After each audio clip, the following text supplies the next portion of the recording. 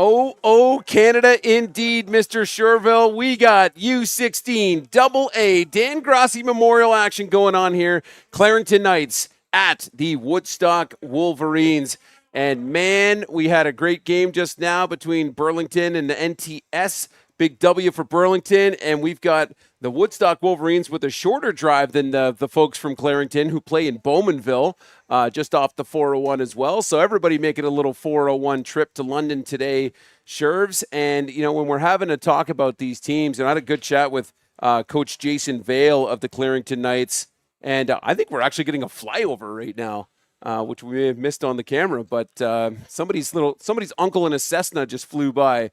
So pardon the interruption. Let's talk about top offensive players as per Jason Vale, president and U16 coach of the Clarington Knights. Number 1, Sawyer Miller, running back, 7 games, over 1,500 rushing yards, 12 TDs. Also the 2025 Knights MVP and 2025 LASA MVP. So I think we'll be looking out for number 1 today.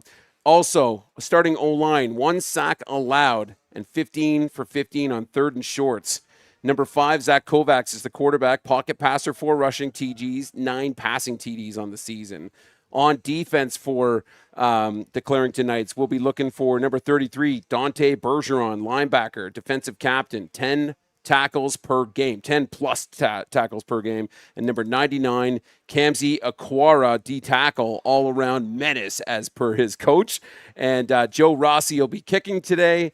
And interesting fact about this team, too, 80% of this team moves up to the U18 squad next year. Wow. So U16 might be a little rough, but you've got a great group moving up to that U18 level next year. Now, Coach DJ Sirwa, had a really good chat with him this week, too, of the Woodstock Wolverines.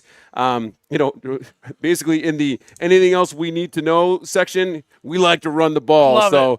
And that absolutely, speaks true here to Max Escrogan's 6 rushing touchdowns for 670 yards. Chris Centino, 239, 6 rushing touchdowns, right? So, and we got rushing touchdowns from Julian Carducci, 259 yards, 2 touchdowns. Grayson Burton, 167 yards rushing and 1 touchdown. So I think we're going to see him running the snot out of the ball today, sir. And on defense for Woodstock, we'll be watching out for Jacob Gutierrez, Cody Fleming, and Aiden Waller. Tons of ITs, lots of forced fumbles, tons of tackles. So Lane Pellebror and James Woody on the kicking side of things. So first year in the league for this U16 squad, and the first time making it to one of the shows here on Champ Weekend at Western University. So, Shervs, I know you're involved here in the area with LMFA. You've been involved with the Coal Kings. You're helping at high school. So, any of these Woodstock kids been on any of the teams that you've coached? No, but an individual that is very involved with multiple individuals that are very involved with the Woodstock Wolverines program. Their U18 head coach, Sam Sparinga, speaks incredibly highly about this U16 group, especially with how well they've been able to adjust being a first-year team in the league, right? And even with Woodstock coming back and returning to OSFL football last year, amazing return for football for them. The U18s didn't quite make it to either of these cups, but was a very strong and valiant effort. One thing about this U16 football team, their defense is phenomenal. They pitched 2 straight shutouts in a row. I believe Coach Rick Prestige, who's from the area as well, London-born, is coaching part of that defense. Neil Vanderbrink coaching the linebackers there. You'll see him on LMFA broadcasts as well. So lots of talent on this coaching staff. Great job handing it off to Coach Sirwa, who's been able to lead this group to this title. Yeah, and I think what's interesting with Woodstock as well, too, is they're kind of that, middle That's between right. Cambridge and Brantford and London, and they got a lot of kids from north, like up in St. Mary's. So, in talking with Coach Sirwa, it was interesting to hear where his draw was from, and a lot of kids from London going that way. That some of the kids who may have tried out for the Thunderbirds and the Junior Mustangs and, didn't mind the 45-minute drive, ended up on the squad, and here they are, brought us to the big game today, and tons of talent on both of these teams. So, looking forward now. I'm pretty excited about the Clarington Knights as, they play in Bowmanville. I am a Bowmanville native, so that's they didn't have that team. It was actually originally the Clarington Junior Tiger Cats. Okay. And they had licensed it then, and then of course that moved on to Hamilton. But the Knights came shortly after I departed from the wee hamlet of Bowmanville, which at the time was like 20,000 people. Now it's like 80 or 90,000. It's crazy. It's basically an extension of the GTA, but a great program. They have a beautiful facility down by the 401, Yes. right off the highway. So a little bit of a drive for those boys. I'm familiar with the 3 hours and 5 minutes it takes to get from there to here, but not too bad if you don't get stuck in Toronto. So everybody's pumped up, ready to rock and roll. We've got the Woodstock Wolverines in the white pants and black jerseys with white numbers, and the Clarington Knights in sort of the Raiders look here, eh? The black and white on the opposite side with the stripes on the pants here, Shervs. Yeah, I love it. And so also with Clarington, right, from even back, I'll leverage some of my playing experience against the Clarington Knights. Always very physical, right? Like when you're going up to Clarington, and you're getting physical football. So expect that from this team. This is not going to be a finesse game. This is going to be the unstoppable force versus the immovable object as we get underway here at Western University in London, Ontario. Nice with kick. The kick from James Woody as the returner looks to find a seam up the middle as he is stopped at about the 28 or 29 yard line.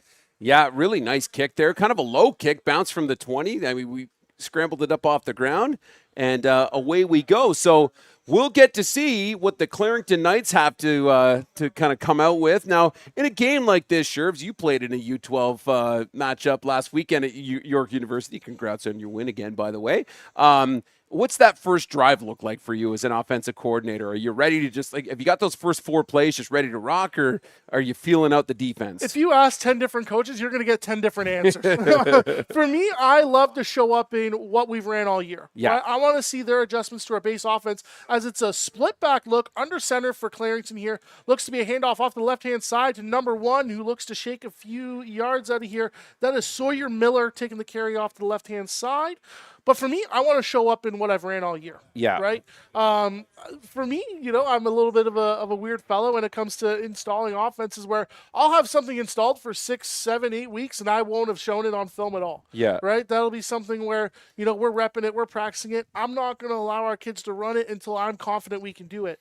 But I'm going to show up in the stuff that we know how to run and that has gotten us here, and allow our team to succeed and see their adjustments as we got a second down and about 6 here for the Clarington Knights. Split back out of the gun.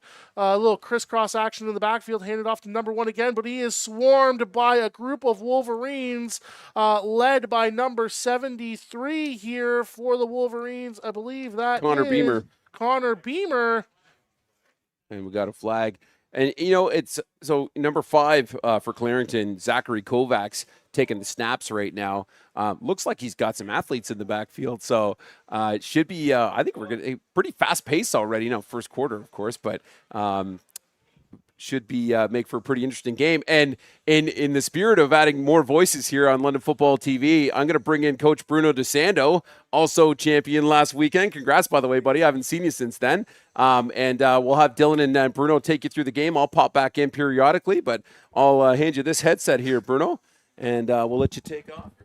Looking to be a 3rd and about 5 here for the Clarington Knights as they set up to punt. As number 34, Chris Centino, is looking to return along with another returner. Big booming punt for the Clarington Knights as that bounces all the way into the far grandstand as Woodstock will look to come out on offense. And Bruno, always a pleasure to watch football with you today. Sir. And so we're going to watch some great football today between the Woodstock Wolverines and the Clarington Knights. Bruno, talk a little bit about your championship experience. You have a plethora of it. The winningest head coach in terms of championships for the London Junior Mustangs. So talk about what preparing for a championship game is like. A lot of preparation with respect to watching film, looking at tendencies for the teams that we're playing against, whether it's semifinals, quarterfinals, finals, preparing the kids for what to expect in the game that's approaching. So I know that these coaches on both sides of the ball have probably done a lot of that, film, prep, tendencies, all that kind of stuff to get them ready for today. As we get a traditional 3x2 set from the Wolverines, as there is a handoff into the backfield and it picks up a few yards after breaking a tackle. And I believe that was number 88 in the backfield for the Woodstock Wolverines, and that is Max Escrogan, their number 1 running back. who has, I believe, 8 touchdowns this year, as mentioned by Mr. Melrose earlier, as they come out. Now it's second down and about 5 for the Wolverines. You'll see a lot of backfield action on this Wolverines team as they have what looks to be a pistol formation in the backfield, as hand off to a Scrogan again, who wants to drive his feet and continue to move forward and pick up the first down. And Bruno, talk a little bit about how important the running game is when it comes to championship football. Yeah, you got to be able to set up the run. Being able to suck the defense into the box and try and open up the pass game with the run.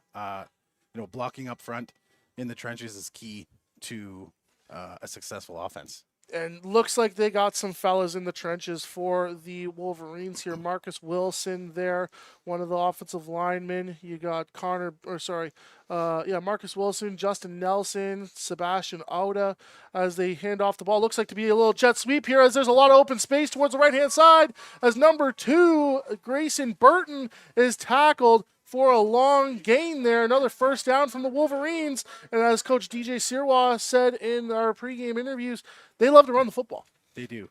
And you know what? They did a great job blocking up front, set the edge for that jet sweep, that he could at least bounce it after he got past the line of scrimmage. It was a great job by the O-line. Yeah, absolutely. Great job by the O-line. Clarington defense having to dig in their heels here in the red zone, so to speak, here as they're coming out in a 40 look or a 4-down lineman look, looking to bring some additional pressure. As the handoff is to a Scrogan after some backfield motion as he looks to pick up about 4 or 5 yards there on the first down. Tackled by big number 99, Kamzi Okwara. Yeah, great job by the offense there to have a little bit of misdirection to try and get those linebackers flowing to the right side of the offense and then come back to the left side with that power look. And yeah, when in doubt, right? I think I heard it enough times this year. That's Perp, right. right? That's right. Or RPO, run power often, is the other one that I've heard a lot of. So glad to see that Woodstock is finding some success running the ball, but Clarington looking to stop that as it looks to be a fake handoff to a Scrogan, handed off on a jet sweep to a receiver. I believe that was number 18, Julian Carducci, who's listed as one of the offensive players to watch in our pre-game discussions. He picks up a few, and it's third down and about 3 for the Wolverines, and we'll see what they elect to do here. I think if you're picking up 3 to 5 yards a carry, I would go for it here. What about That's yourself? what I was just gonna say. This deep into the end, 3rd and 3, I would be going for it as well. That's right. Set the tone physically, right, and what this defense has to prep for. It looks like they are going to potentially be bringing some pressure as some linebackers walk up towards the line of scrimmage. Number 44 motions in. But snap comes, looks to be there may have been some offside, but pass towards the end zone, and it is incomplete. We'll see if there are any flags on the field or if there's a turnover. Doesn't look like it. Looks like turnover for the Clarington Knights. Good job for the Clarington defense to be able to get that stop. The DB on the play, I believe, was number 3, which is Curtis Pawlowski, but we'll check the number here in a moment. But, again, good ball. Number 40, it looks like. Yeah, from Woodstock, who had who had the Or opportunity DB to catch the or ball. It something, was James Strathern was unable to haul the pass in. But Clarington starting deep in their own side of the field on the 13-yard line. Coming out, they had a lot of the crisscross action in the backfield, a traditional, split look for their backs, whether it's in the gun or under center. But 2-by-2 look for the receivers here. As the quarterback looks to snap the ball. Looks to be a sweep with a lead here as number 2 has lots of room to the outside, looking to make a few men miss, but ends up sliding out of bounds. That is Michael Erebor with the carry. First down for the Knights, it looks like. Yeah. Yep, first down picked up, and that's what's nice. You stop. The worst thing that you could have happen is, you go 2 and out on that drive after your defense just, was able to get you a stop. But at least they were able to pick up a first down, and they're starting to drive here. As we see a different look now with a little I formation. Back to some more traditional football looks as receivers cross in the backfield on motion. Number 2 and number 3. As number 5, the quarterback hands the ball off. I believe that's number 23 or... Let's grab a number on that. And 53 carried the ball there for the Clarington Knights. That's Nathan Sturge. Looked to be lined up at that fullback position there. as Zachary Kovacs commanding the offense for this Clarington Knights squad. Had a ton of success, obviously, to get here to the championship game. And Clarington always very physical when they play, so I'm not surprised to see them committing to the run here. And this is definitely different. You got 3 backs in the backfield in that I formation, a little cross in the backfield. Hand the ball off, shorter gain, looking to potentially gain that first down there. Looks close. Let's see where they spot the ball here. That's right. Different coaches use different terminology for that formation. We called it the T or the super I with the extra individual in that I formation there. I've always heard it as the super I there, and it looks like they handed the ball to the big man, trying to get those extra couple yards, and they gave him the first down, it looks like. Yeah, 1st and 10 again. So 2 first downs picked up by this Clarington offense there as Kovacs comes to look back and lead out the offense. Gun split here with an H-back towards the field here as Kovacs turns, hands the ball off, but is wrapped up in the backfield by number 50. Absolutely. Logan Phillips firing the gap there, able to get the tackle in the backfield to put Clarington behind the sticks here at a 2nd down and 12. It's always nice when you get that linebacker who's able to read that's from film study. Definitely is. They see that kind of crossing motion from those backs, and hopefully they've got guys spied on each of those backs when they're crossing like that. And quick pass to the outside completed. Kovacs completes his pass to we'll grab a number here. Number 3, Curtis Pulowski, the receiver on the play there. Looks to be 3rd and about 5 as the punt team will come out for Clarington once again. As we see 2 returners back for Woodstock, number 34, Curtis Centino, and then I believe that's number 46 on the opposite sideline there, Eric Hune. Snap, clean, punt back sky high towards the far sideline. Bounces out of bounds at about the center line here for the next drive for the Woodstock Wolverines. We talked a lot about yesterday about how you want to be starting drives in the purple. As a former Western Mustang, Bruno, talk about how important field position is, especially in 3-down football. Well, I mean, being able to start at the center line is great field position. You're not backed up into your own end. You can do a lot more. There's not as much pressure on the offensive coordinator to get out of your own end quickly, right? So they can be a little bit more flexible, and they can be a little bit more inventive on what they do here from the center line. Woodstock coming back out on offense here with 3 receivers towards the boundary, 2 to the field. We'll see how creative they get with their pre-snap motion again. They've had a lot of success running the football. As it looks to be a handoff to Escrogan in the backfield, who ends up picking up a good chunk of yardage. Looks to be about a 5 or 6 yard gain here. Brings up 2nd down and medium. I love the backfield action. Yeah, I was just going to say that both of these teams are coming up with a lot of motion in the backfield, a lot of misdirection, and it keeps the defense on their toes. Absolutely, and it's something where it forces the linebackers to have to really pay attention, right? They have to read both the offensive lineman and the backfield, right? Can cause them to think instead of do, as we've said previously on the broadcast. That's right. I mean, with the linebackers having to flow like that, it keeps a lot of pressure on the defense, because as good as a D-line as you can have, if your linebackers aren't flowing and filling, then you're going to have trouble. And the jet sweep there to Grayson Burton, tackled by Kamisi Okwara. Name was mentioned in the pregame stat check there. He's been a pretty big force on that defensive line. Looks to be pretty athletic, especially to chase the play from the backside. Absolutely. And it looks like we're at 3rd and real short here. Let's see what the offense on the Wolverine side decides to do. I think between you and I, right? I think we both consider going for it here, right? 3rd and 1. Yeah, I would definitely go for it here. We're in, the opposing side of the field. Really short yards. We're averaging 3 or 4 yards a carry. It's something that I would definitely be going for. Look to see some of that misdirection in the backfield. Looks like they went for a hard count there. Defense was very disciplined, didn't jump. And let's see what they come up with. As drops back to pass, ball is thrown over to the middle. Incomplete, unfortunately. Looking for number 40 again, James Strathern. Unfortunately, unable to complete the pass. So it leads to a turnover on downs. I kind of question the passing there. I know that Clarington had the box stacked. But I was going to say the same thing. The box was stacked, but they're averaging 3 to 4 yards a carry, and they threw it on 3rd down. And look, and previously on third down in the red zone, they threw it again.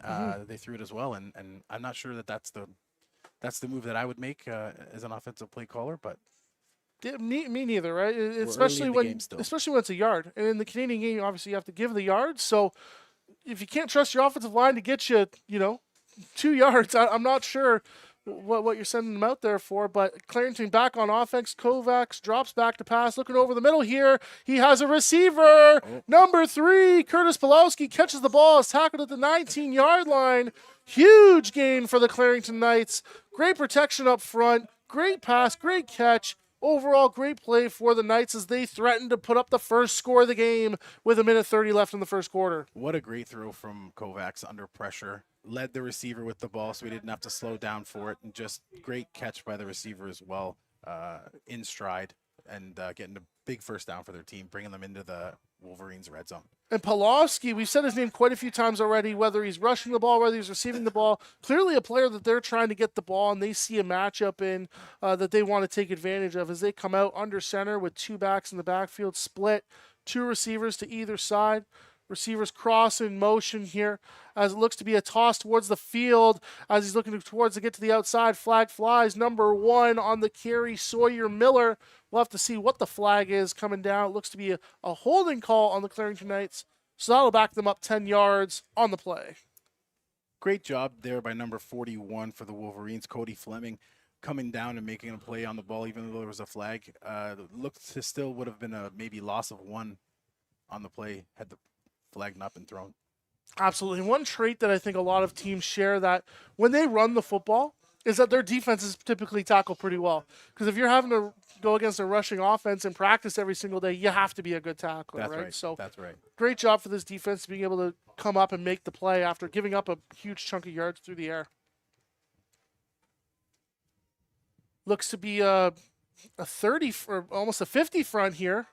A 52 here from the Wolverines as Kovacs drops back to pass. Quick pass out to the outside to number 1, getting him the ball against Sawyer Miller as he breaks a few tackles, goes down to the right side through the end zone. Touchdown, Clarington Knights. Number 1, Sawyer Miller breaks a few tackles and finds his way into the end zone.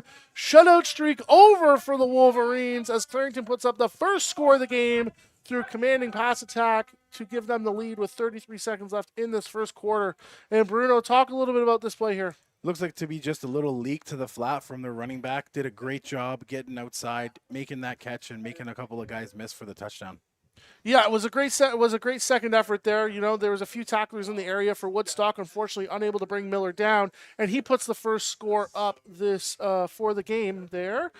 There is some notes over there if you could pass those over to me about Mr. Miller. The one of the players to watch. He has 7 games and has over 1,500 rushing yards on the year and was the 2025 Knights MVP and the 2025 LOSSA MVP or LOSSA MVP. So, again, this is going to be their Mr. Football, the guy they want to get the football. And then the starting O-line is only 1 sack allowed, and that pretty apparent when they're giving up very little pressure on those passing plays there. Yeah, I mean, watching that play, Kovacs had a lot of time to throw the ball, and just a great route into the flat. It's hard to cover those flat routes from the running back out of the backfield. Yeah, you're asking a linebacker to fly out of the box there, out of the run fit to be able to play that. So definitely difficult, right? That's where your defensive backs have to have a little bit of discipline with their eyes and with their feet, and Miller was able to make the most of that space. So we'll see Clarington kick off to Woodstock here and see if Woodstock can put up a response. As it looks like there was a missed PAT there, or else I missed the point after there, unfortunately. Yeah, it looks like the PAT was missed. Or at least they haven't put the points up on the board, so I didn't catch it either. There was a flag that was thrown, but it looked like the penalty was declined, so I imagine the flag would have been against the Knights, and the Wolverines declined that because they had missed the extra point. Yeah, especially when points matter, any points matter, right? We saw in the U16 AAA game, right, with how tight that score is, and even in the U18 AAA provincial championship yesterday, every single point matters, right? So 6-0 here is not an unforeseeable or unsurmountable lead or deficit, right? So No, and it's just something that you've got to tell your players. And as a coach, you get scored on. You've still got a lot of time. It's the first, correct. just the end of the first quarter, close to the end of the first quarter. Lots of football left to play. Keep your head up and stay in the game and just get ready to go. Yeah, what I've always said, especially as a defensive coordinator, hey, they're going to score, right? Their teams are going to score, right? That's right. You always want to pitch a shutout, but teams are going to find a way, especially with this talented Clarington team where, they have a lot of great athletes. And as mentioned in the pregame preamble there, they're an older team as well, whereas 80% of this team is moving up to the U18 level next season. So lots of experience on this team, lots of older players on this team as the refs are going to get together here just to confirm a few things. And there's something to be said about this being a championship game, right? Mm-hmm. So these teams are both good enough to get to this point, to get to the championship game. So you have to expect that both teams are good enough to score points, and the defenses are good enough to stop drives. And as a coach, you have to prepare your team. And I understand that the Wolverines team has pitched a couple of shutouts recently, Mm-hmm. but you have to prepare your team for a championship game and explain to them, listen, we're both here because we're the two best teams at this level, and we need to be prepared, face adversity, next play mentality. That's right. Exactly. And especially with how well Woodstock's been able to move the football, right? Like they've been running the ball at a really solid clip, 4 to 5, 6 yards a carry. Just been a couple of minor miscues, right? Especially on those third downs, right? Where, ball goes a different way, maybe a different play call. It could be Woodstock up 6-0. That's now, right. so. And I mean, look, Woodstock had the Knights buried deep into their own end, and just didn't convert on that third down. But this is still really early in the game, and anything can happen. Absolutely. As we got two returners back for the Wolverines awaiting this kickoff from number 3, Curtis Pulowski, as he kicks it down the middle of the field. Looks to be a little squib type kick here, fielded by number 34, going towards the field. The far man on the opposite side of the field for the Knights was offside. We'll see what happens. Yeah, it looks to be an offside call by the official. Absolutely. That was 34, Chris Santino, who ended up picking up the ball, who took a huge hit from Pulowski, the kicker, and then also, I believe that was number 2, Michael Irabar, who ended up coming in to make the play. That's a great coverage. That's great coverage from the kickoff team. Especially on a squib like that, Yeah. to get down there that fast, right? When you kick the ball, it's a lot easier for your kickoff team to get downfield when you've got a high kind of booming kick. But when it's a squib kind of short down the middle like that, it's a lot harder for them to get downfield that fast. And they did a great job on that. Absolutely. And Woody, number 6, coming to look out and lead this Woodstock offense here. Snap, handoff to number 2. Looks to be tackled in the backfield by number 44. Great job from Riker Wilson to shoot the gap and end up putting the Wolverines behind the sticks as Grayson Burton was tackled in the backfield for a loss of about 3 or 4. And this is what we talked about, right? These linebackers being able to flow and read the play. This Knights defensive line is doing a great job of opening up holes for these linebackers to fill and make plays just like that. Absolutely. Just goes to show that they're well coached, obviously, right? They wouldn't be here if they weren't. And the aggressiveness of this and physicality of this Clarington Knights team and their defense. Woody looks to take the snap, fakes the handoff as a quarterback sweep here towards the near sideline, breaks the tackle, is unable to do so. Number 9 with the tackle. That's a great physical play by Samuel Oleninyi. What a athletic play by the young man there. And it's even hard, especially with a lot of these jerseys nowadays, right? They're not made of the fabric that they used to be, so they get super stretchy, but it's even hard to grab and hold on to. They are. Right? So for him to make that play is very impressive. Very good play to hang on to that and, let his teammates kind of rally and help him at the end of that tackle. Absolutely. As we end the first quarter here at Western Alumni Stadium in London, Ontario, the Clarington Knights up currently 6-0 against this Woodstock Wolverines team in the U16AA Grossi Championship. Bruno, what are your biggest takeaways from that first quarter? I think both defenses are doing a great job. I think that, as an offensive play caller, for Woodstock, I would continue to run the football and have a chat with our O-line. Just do a little bit better job setting that edge and watching those linebackers that are coming through really hard. Of course, it's speaking as an offensive lineman or former offensive lineman, it's hard, especially when you don't want to pass someone off, right?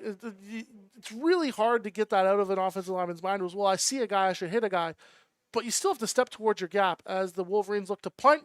As that punt is low, driving punt bounces over the first returner's head, looking to be picked up by number 2. That's Irobor as he goes backwards towards his own end zone, circles field, goes towards the far sideline, breaks a tackle, makes a man miss, is going towards the sideline, running up the sideline past midfield to the 45 and pushed out of bounds at about the 43. That's Michael Irobor with the great return there, considering the punt. Yeah, you know what? That was a great return. He looked to start to the right, saw that it was pretty jammed up, and switched direction to the left and made a man miss and broke a big return. That was an excellent return from him. Yes, and as you see on the return here on the screen, there was again solid angles taken by that Woodstock punting team, but with Irobor's speed, he's able to break that and basically make the angles not matter. So when you have a kid who has that type of speed back as a returner, it's especially dangerous. Absolutely. As Clarington comes out on their next offensive possession after their first score of the game, they come out in that under center split look, motioning the receivers, crossing either direction as he looks to take the snap under center, hands the ball off, and that is number 1, who is wrapped up in the backfield by number 20, Noah Kratz. Listed here as a running back, but that running back can hit. No kidding. That was a great. I've said it multiple times on this broadcast. These linebackers being able to flow and fill like that, they're doing a great job and putting a lot of pressure on this offense to get out there and block those guys. Absolutely, and I love the split back look coming out of Clarington as well. You can do a lot of misdirection with that in the backfield as well. Yeah, absolutely, and I think that's the point, is to do that. Get those receivers motioning, crossing, making the linebackers think, and take their time to be able to flow and make those tackles, and the Woodstock defense did just a great job there doing that. Kovacs takes the snaps, throws the ball high into the air. It looks to be a completion. Touchdown, Clarington Knights. That's to number 8, Maddox Fletcher. What a ball from Kovacs. Lays it out there, allows his receiver to continue to run and go get that football to put them up by 2 scores. Yeah, that was a great throw again. It looked like he had a lot of time to throw the ball, set his feet, and put that out in front of the receiver so that he could run into it and make a catch on the run. Yeah, if we get a replay here, essentially the offensive linemen are set in that pocket great around Kovacs. There's not a lot of pressure whatsoever. No one's within 3 to 5 yards of him. He kind of has a halo around him of his offensive lineman protecting him. So great job for the offensive line for being able to do that and allow him to throw that ball up there. And again, that's number 8, Maddox Fletcher, on the reception from number 5, Zachary Kovacs. And it looked like number 28, Luke Campbell, for the Wolverines was in coverage there. He was in pretty good coverage, and Kovacs just threw the ball to where he couldn't get it, and that's just what a good quarterback does. Correct. Yeah, absolutely. He pushed where the ball was supposed to be. Right, ends up allowing them to get a second score in the game, and this is where kind of, especially as an offensive coordinator coming out here, you see that you're down 2 scores. Right, there's 10 minutes left in the first half. You're not under a ton of pressure yet, but you got to respond. Absolutely, and they did a great job of doing it. And now as an offensive coordinator, from the offensive coordinator for Woodstock's got to look at the offense and see what's been working, and they got to stick to that, right? And in my opinion, that's the run. Absolutely, and even mentioned by Coach Sirois in the pregame interviews or in the media package here, they said they run the ball often, right? So continue to commit to running the football, right? Especially, we both know, right, when the more you run the football, the easier eventually that it gets. You war of attrition type deal as the kickoff comes from Pulaski down to the 30-yard line, picked up by number 41, I believe this is, as he finds a lane off to the sideline here. That looks to be a slight a grabbing tackle there from Pulaski, the kicker, as that's number 41, Cody Fleming, with the return. Good hands from the young fella. Yeah, that was a great job taking that little short moonshot and going for a return there. It looks like there was a face mask on the play. It wasn't called. They can't catch everything, and so we got the eye in the sky, right? That's so right. That's right. Yeah. One of the things here that I can say is, with this Woodstock offense, their running back Max Escrogen, he he's got 670 yards on the season rushing. So, they got to use that weapon that they have. Correct. And he's, maybe, smaller in stature, but mighty in heart. That's right. His legs have kept pumping so far today as Woody comes out to lead the offense here on hopefully a responsive drive for the Wolverines, as he does hand off to a Scrogan with number 44, Keenan Schnarr leading the way as they pick up about 5 or 6 yards there. Good start to this drive. Yeah, and that's what I'm talking about, right? This power run game that they have with Max in the backfield is something that seems to be working for them, and, in my opinion, they should stick with it. We're early enough into the game that, the clock isn't such a huge issue. That's right. And, if we can chew up the clock, score, let our defense do their job, right? This is what I'm thinking as a coach. Let our defense do their job, stop them. Same thing, chew up the clock, score. That's when we can take the lead. Absolutely. And it's something where, again, we've talked about it a few times on different broadcasts, but, having myself played for Coach Marshall, you play for Coach Marshall as well, right? When a play's working, right, he'll look at you and you see, he'll run it again, right? So would not be surprised to see a similar play or similar look come from Woodstock here. The one thing I will mention, though, is that this offensive guard here would love for him to stay tighter to that double team that the offensive linemen are having. He was a little bit wide here on the pull. So let's see what happens here as the handoff is to number 18. He tries to get outside and is tackled by number 44. That is Riker Wilson again making a play.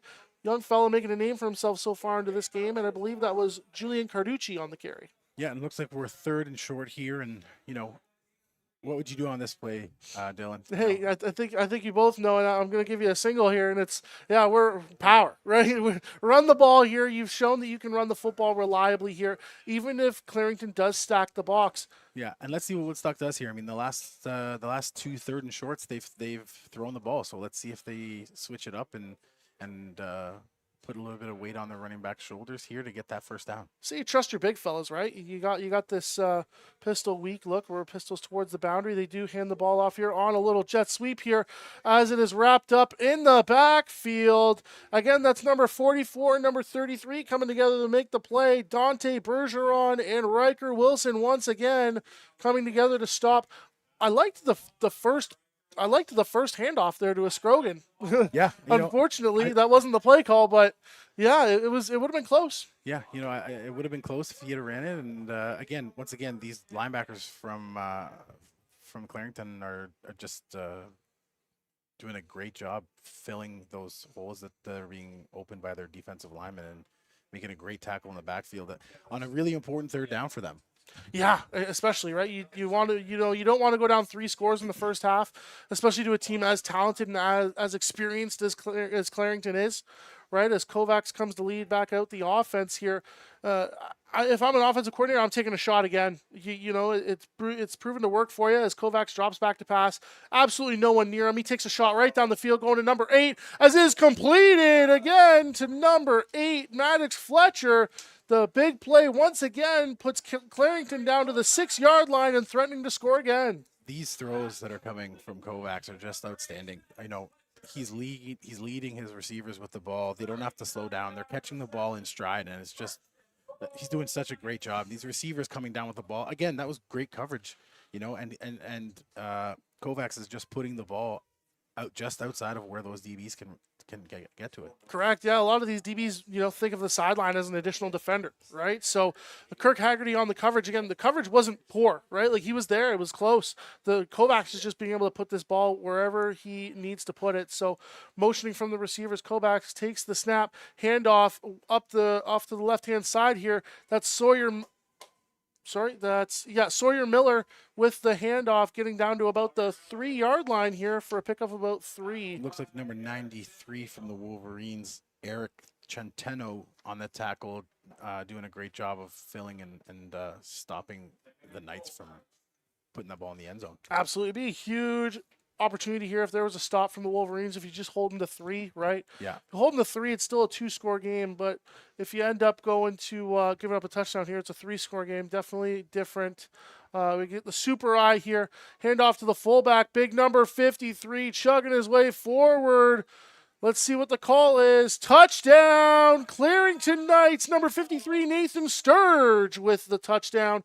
As you trust the big fella to run forward, rumbling, stumbling behind that big offensive line of number 78, Noah Babin, number 77, Luke Smith, right, going behind those big fellas to be able to secure the score. That was just a great second effort from the running back on that play. He was stopped at the 1 yard line and just kept his feet moving and was able to push it in. Great, yeah, great job indeed. All set up from the long pass from Kovacs to Fletcher there. Kovacs has been making like plus high school level throws, right? Like he's making varsity level throws as a U16, which is great to see. A lot of composure in the pocket, right? And that's something to be said about the Knights O-line. You know, they're giving him a lot of time so he can sit back there, take his time, and deliver those great throws that he's been making this half. Yeah, it's unfortunate, right? You know, you find yourself down 3 scores, but again, you still have the opportunity to come back. You put up a quick score here, and I think the game is different, right? But if you go 2 and out, and if you let up a 4th score this half, then things get increasingly more difficult, right? We talked about it in the last game when it came down to Burlington in North Toronto, where I described football in momentum as almost like a seesaw, right? Where teams putting a lot of pressure on your side of the seesaw, it's almost like they're feeling like they're running downhill at you, right? And you know what? It's all about momentum. Clearly the Knights have momentum right now, and these Woodstock coaches need to talk to their players and say, listen, there's a lot of football left to play. We need to stay in this game. Look, the Knights have scored 3 touchdowns in the first half. There's lots of football to play for us to score the same amount of points. Correct, and I don't think that it's even due to them, like to the poor execution.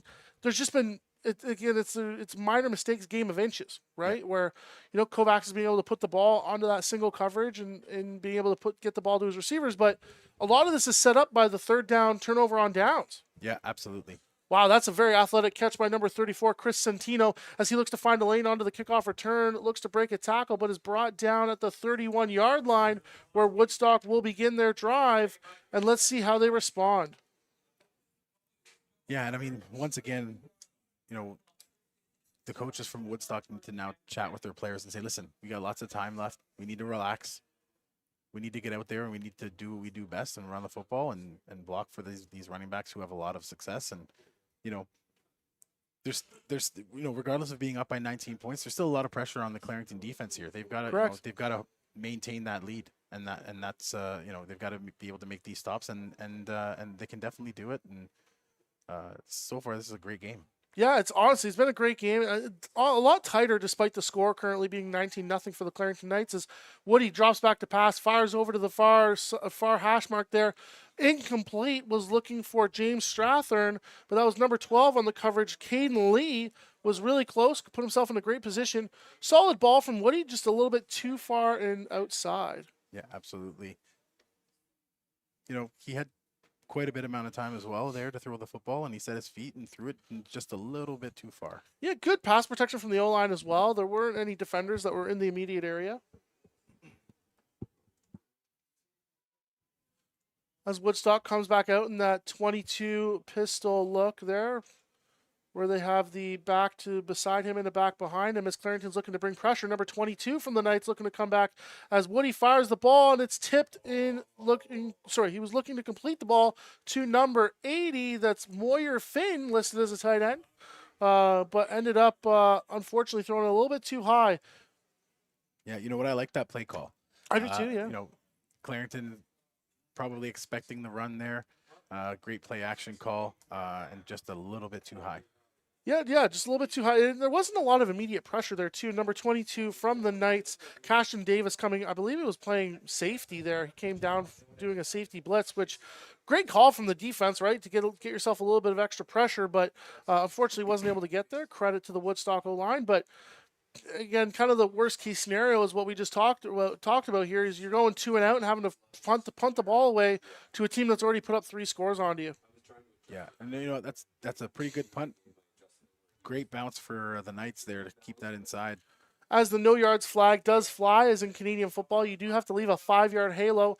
Unfortunately, a few of those defenders were inside of that halo, so we will get the no yards call from the side judge there, as the ball will be moved up, I believe, 5 more yards, and Clarington will begin their possession in Wolverines territory.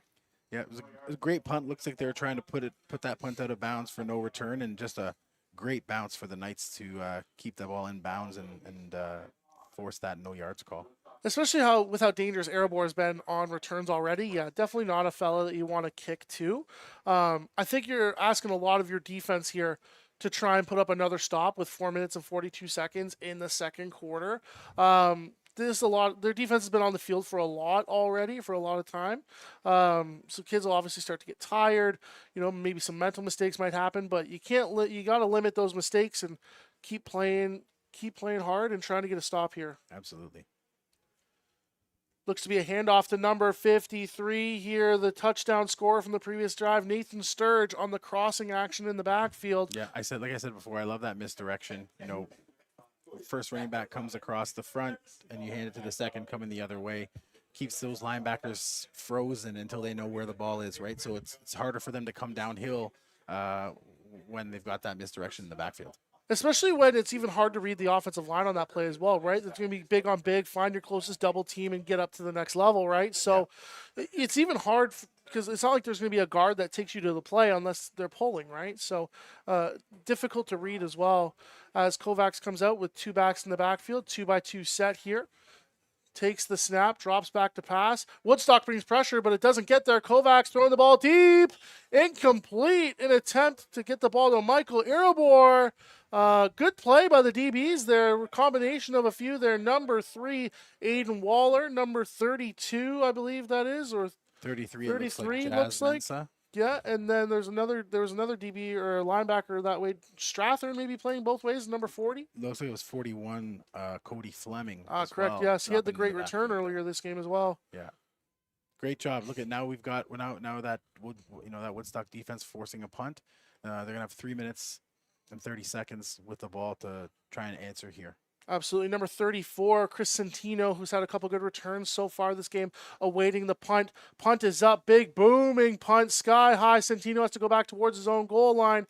Ball ends up bouncing out of bounds at the 5. What a great punt from Clarington there. Out of bounds at the 5-yard line. Now we've got the Wolverines backed up deep into their own end. And it's always really hard when you think about calling plays from basically when your heels are on your own end zone. That's right. Right? Because you don't want to give up the safety. You don't want to give up poor field position. But at the same time, right, you still want to keep the defense honest. So, again, I think you still commit to the running game here. Agreed. Try to get yourself a couple first downs before you start to open things up. Agreed. Yeah, I'm a big fan of, you're backed up into your own end. Run the ball a few times. It's been successful. Get out of your own end. Get a little bit farther away from your end zone. Run the ball a couple times. Then we can open things up a little bit. But first goal is let's get outside of our own end here. Let's get outside of at least the 10 to 15-yard line. Correct. Let's build some momentum here. Get a drive going. Commit to running the football. It's not like it hasn't worked for them, right? There has been success finding in the running game. It's just, unfortunately, they put themselves behind the sticks quite a few times as Woody takes the snap, drops back to pass, looking for a quick pass, going outside to number 18, completed. What a catch, number 18, coming down the sideline. That is Julian Carducci with the big catch and run.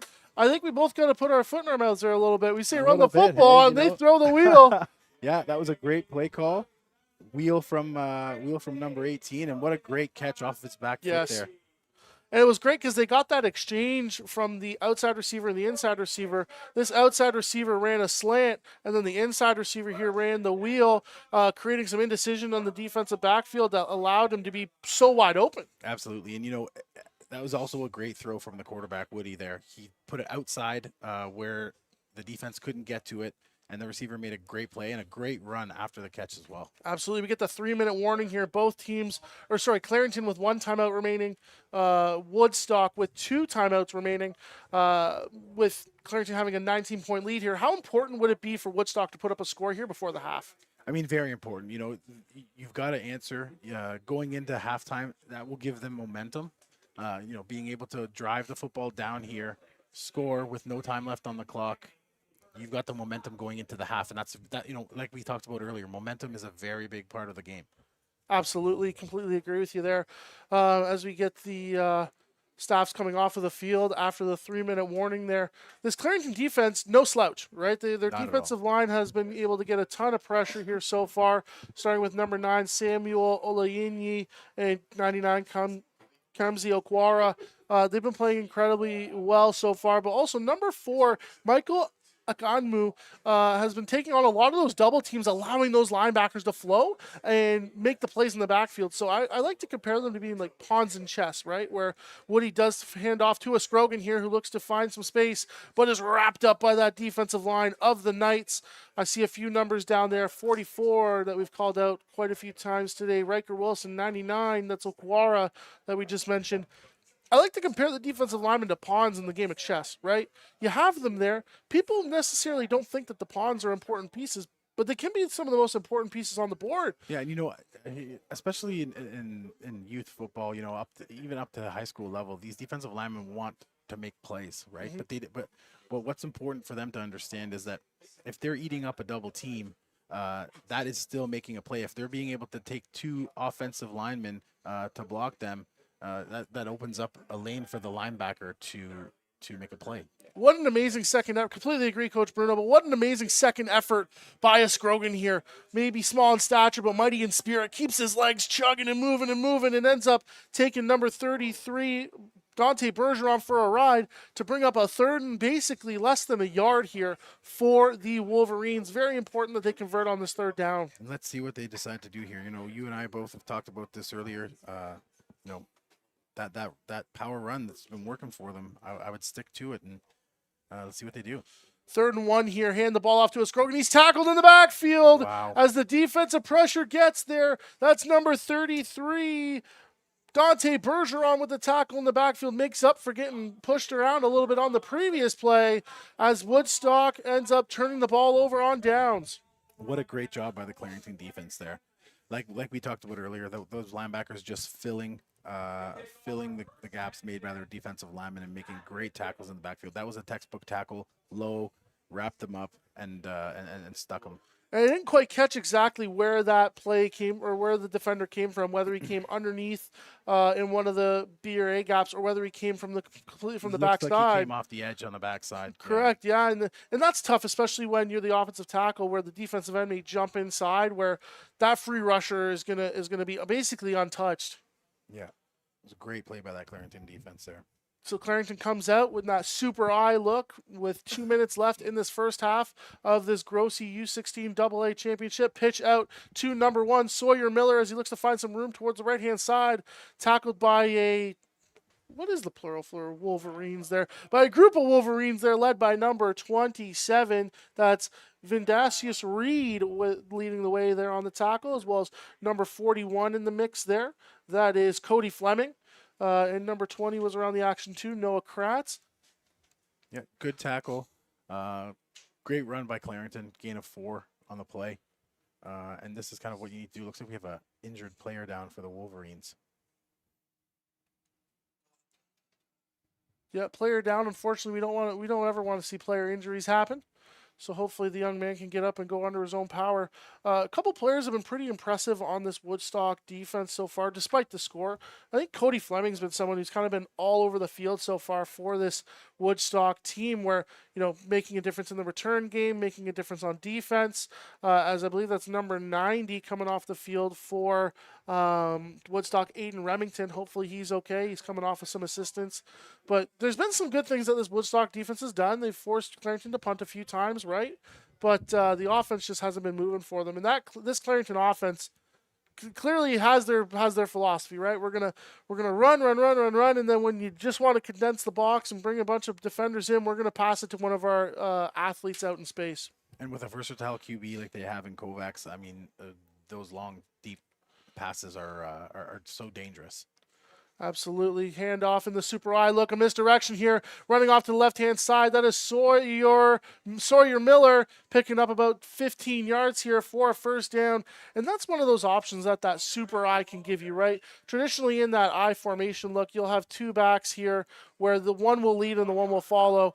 Where if you have that third back there, you can still have that motion, but then fake the handoff here, and then just what Emmett does, or what Sawyer here does, is cut around to the left-hand side and end up picking up about a 15 yards for the Clarington Knights as they look to put another score up on the board before the end of the half. Great job. And Sawyer Miller, great running back. 7 games, he's got over 1,500 yards rushing. So, clearly he's a weapon that they like to use. And he's wide open. Touchdown. Clarington Knights, number 23, Marco Siciliano for the touchdown from Kovacs. And again, we talked about it a couple plays before, right? We'll draw you in with the run. We'll draw you in with the run and then hit it deep for a score. Yeah, great job. Great job from Kovacs seeing this receiver. Looks like there was a little miscommunication on the Wolverines defense there. Looks like it was number 25 for Clarington that scored that touchdown? Siciliano, so that was number 23. Marco Siciliano, yeah. He did a great job of just running that route and had no one around him with that miscommunication on the Wolverines defense. Yeah, the worst is when a receiver's uncovered and they go to run that route and then they get kind of confused and they slow down. They're like, wait, no one's covering me. Yeah. Good job running the route. And one thing I'm really impressed with Kovacs so far is how well he's able to put the ball in a spot to where the receiver doesn't have to slow down, but they also don't have to speed up to go catch the ball either. Yeah. He's putting it in a perfect spot. Yeah, he's doing a great job. He's really well composed in the pocket. Yeah, I mean, that also helps when you have a really strong offensive line, right? Agreed. So, yeah, when there's very little pressure from this Woodstock defense getting through, credit to that Clarington Knights offensive line. We've mentioned them quite a bit already so far. Big number 78 there, Noah Babin, Luke Smith, I believe 62's out there, Mateo Estrada, Kuba Jaworski. They're putting in work today. They are. How important is this next drive for the Wolverines, Dylan? It's vital, right? Like vital to their potential success this game. You have a minute left, right? You got 2 timeouts. You have to find something here, right? You got to find some momentum going into the half, even if it's just a field goal, right? You got to put up a singular score here to try and at least give your kids some momentum too, right? Coaches can say it all they want of, hey, you got to keep playing hard. You got to keep playing hard. But at the end of the day, it's going to come from the effort of these players and the execution for them to be able to get back into this game. Yeah, absolutely. As we're awaiting the kickoff from number 3 here from Clarington, it's a squib kick down the middle. Once again, picked up by number 16 from the, or 46, 16 from the Wolverines for a short return. That's Reese Johnson with the return, I believe. Or it was Julian Carducci, one of the two. I can't tell if it's 16 or 18 from up here. As the Woodstock offense comes to go on the attack once again. It was great coverage, too, from the Clarington kickoff team, getting down there and making that tackle. Absolutely. They've been really impressive on special teams today, whether it's their punt team, like there's been no really poor snaps from the long snapper, right? Great punts from their punter, and then also the ability to play in good field position, right? You're not stressing this defense by, having Woodstock start on plus territory, right? You're forcing them to drive the field multiple times, and they haven't let up a score yet. Yeah, absolutely. Looks like the Clarington defense has shifted a bit into a 30 front. Definitely. And if you're getting pressure with the 4 that you have there, I mean, if you're looking at those 3 defensive linemen there, those are looking like some pretty impressive athletes there. You got number 4, Michael Akanmu, who's playing that far side defensive end or towards the boundary. You got big number 99, Kamzi Okwara, that's there as well. And then number 9, you got Samuel Olayinyi. They've been really impressive so far. They have, and like I've said before, they're eating up those double teams so that their linebackers can flow and fill, and it's so important for the linebackers to be able to do that and not get jammed up by another offensive lineman. So, just a great job by the Clarington defense here. I really like the timeout call here from the defensive coordinator. And the reason why is because, you might have your kids come out, all right, we're up 25-0. Let's get this half over with. No, you tell your kids to lock in, tell them what to expect, especially if you're coming out in a different defensive front. Remind them of their coverages and give them a little rah-rah to get them, amped up and ready to go.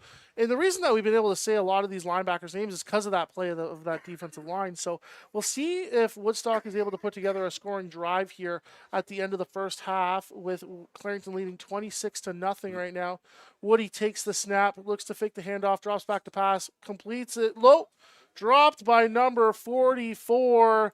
That is Keenan Schnarr with the bobble there. I love the play design there. Yeah. Little leak out to the flat, same as that earlier play, and just a little bit underthrown by Woody there, and tough catch to make.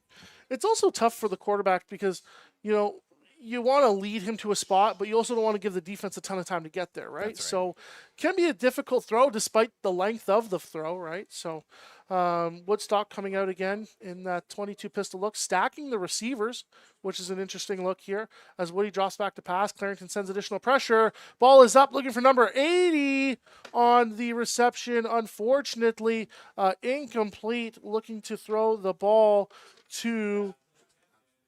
Let's grab here. Finn Moyer, my apologies. Looking to complete the pass to him. Great coverage by number 7 on the defense there. Ayomide Akanbi from the Clarington Knights. Clarington Knights forcing a punt again. 48 seconds left. We'll see what happens, but just a great job by the defense. Yeah, this defense has played exceptional today. You're definitely seeing a lot of positives from the defensive perspective from Clarington. I mean, they've played a sensational game so far. You can't ask for a better start, really. Yeah, I mean, they've pitched a shutout for the first half so far, and like you said, you can't really ask for more. Interesting punt formation here coming out from Clarington. They have 2 returners but stacked on top of each other as the punt is away from number 15 from the Wolverines as it looks to bounce towards the out of bounds mark. But returner picks it up, looks to find a lane towards the near sideline. That's number 2, Michael Irabor, fighting for additional yardage, and he's able to pick that up and start in plus territory here, pushed out at about the 54-yard line as there is a Wolverine just a little bit late picking himself up off the field. Great tackle there by number 44 for the Wolverines as well, Keenan Schnarr, to stop that returner from getting any more yards. And the punt from Lane Pelibor was pretty solid, right? It puts them towards the sideline. That's where you want to punt the football, right? Give the returner less options, especially a dangerous returner like number 2 there from the Clarington Knights, Michael Irabor. 35 seconds left. You got no timeouts. I'm taking a shot here. I was going to say, I think we're both taking a shot here. With the success that they've had in that passing game, I would be taking a shot here. Kovacs has had a great pocket presence today, and I would put the pressure and put the ball in the hands of that guy who's made several great throws today. No pressure. Kovacs throws the ball, leads his receiver, caught by number 1, and down at the 24-yard line. That's their man, Sawyer Miller, with the reception, as Clarington looking to threaten to score again before the end of the first half. And, like I said, you put the ball in the hands of your best player. Kovacs has made some great throws. Sawyer Miller, as we've spoken about earlier, 7 games, over 1,500 yards rushing. Great play design. Once again, the Wolverines were in good coverage, and Kovacs put the ball where nobody could get it. Quick snap, throw out to Pulowski, who's trying to drive forward, pick up some additional yardage here, is tackled by a group of Wolverines led by number 46. That's Eric Hune coming down from the safety position, and number 20, Noah Kratz, on the tackle. I believe number 22, Kirk Haggerty, was in on that as well. So a big group of Wolverines coming through to stop Pulowski here, as Clarington looking to score here with 15 seconds and counting left on the clock in this first half of this U16 AA matchup between the Clarington Knights and the Woodstock Wolverines. Receivers motion crossing each other. Kovacs drops back to pass, fires towards the end zone. Looks like he has a man, number 8, goes to try and high point the ball, and it falls incomplete with 0 seconds left on the clock in this first half. That was number 8, Maddox Fletcher, the touchdown scorer already from this game. As we end the first half of this U16 AA Grossi title here between the Clarington Knights and Woodstock Wolverines. Bruno, some of your thoughts from this first half? That was a defensive masterclass by Clarington. I think their ability to flow and read those runs and make plays in the backfield has been the key to their success. Offensively, once again, Kovacs making some great throws and getting their team out of a jam when they need to with a big play. those are things that you need to do, and those are things that if you can rely on your quarterback to make those plays, you're gonna have success. Yeah, this game was really opened wide after that first drive that Clarington had when, they saw, hey, we can push the ball down the field, we can pass the ball down the field, really try to pick on some of the defensive secondary members of that Woodstock Wolverines defense. But again, 26 points is not an impossible lead. It's definitely not unsurmountable. I mean, Exactly. something with it that these Woodstock coaches need to go into the end zone, talk to their team, and say, listen, guys, it's 25 points. We're able to do this. We can make some plays. We need to tighten a few things up. Just, like I said, they've been in great coverage, and Kovacs has put the ball in great spots. There's things that the defensive coordinator can say to them, hey, you're in great coverage. There's little things that we can tighten up. Maybe get a little bit more pressure on the offensive line. Get a little bit more pressure from our defensive line to force a throw a little bit quicker from Kovacs. And offensively, we need to consider running the football a little bit more than we have been, and sticking with what's working. Absolutely, and especially when it comes to what's working, that Clarington offense is pumping with all cylinders going, that's for sure. Kovacs and Miller and Erebor, there's been a plethora of scores for them today, so they're spreading the love with the football. And hopefully Woodstock is able to overcome this deficit in the second half and make it a tighter football game. Yeah, absolutely, and let's see what happens. As we bring in producer Adam here to take us into halftime. Yeah.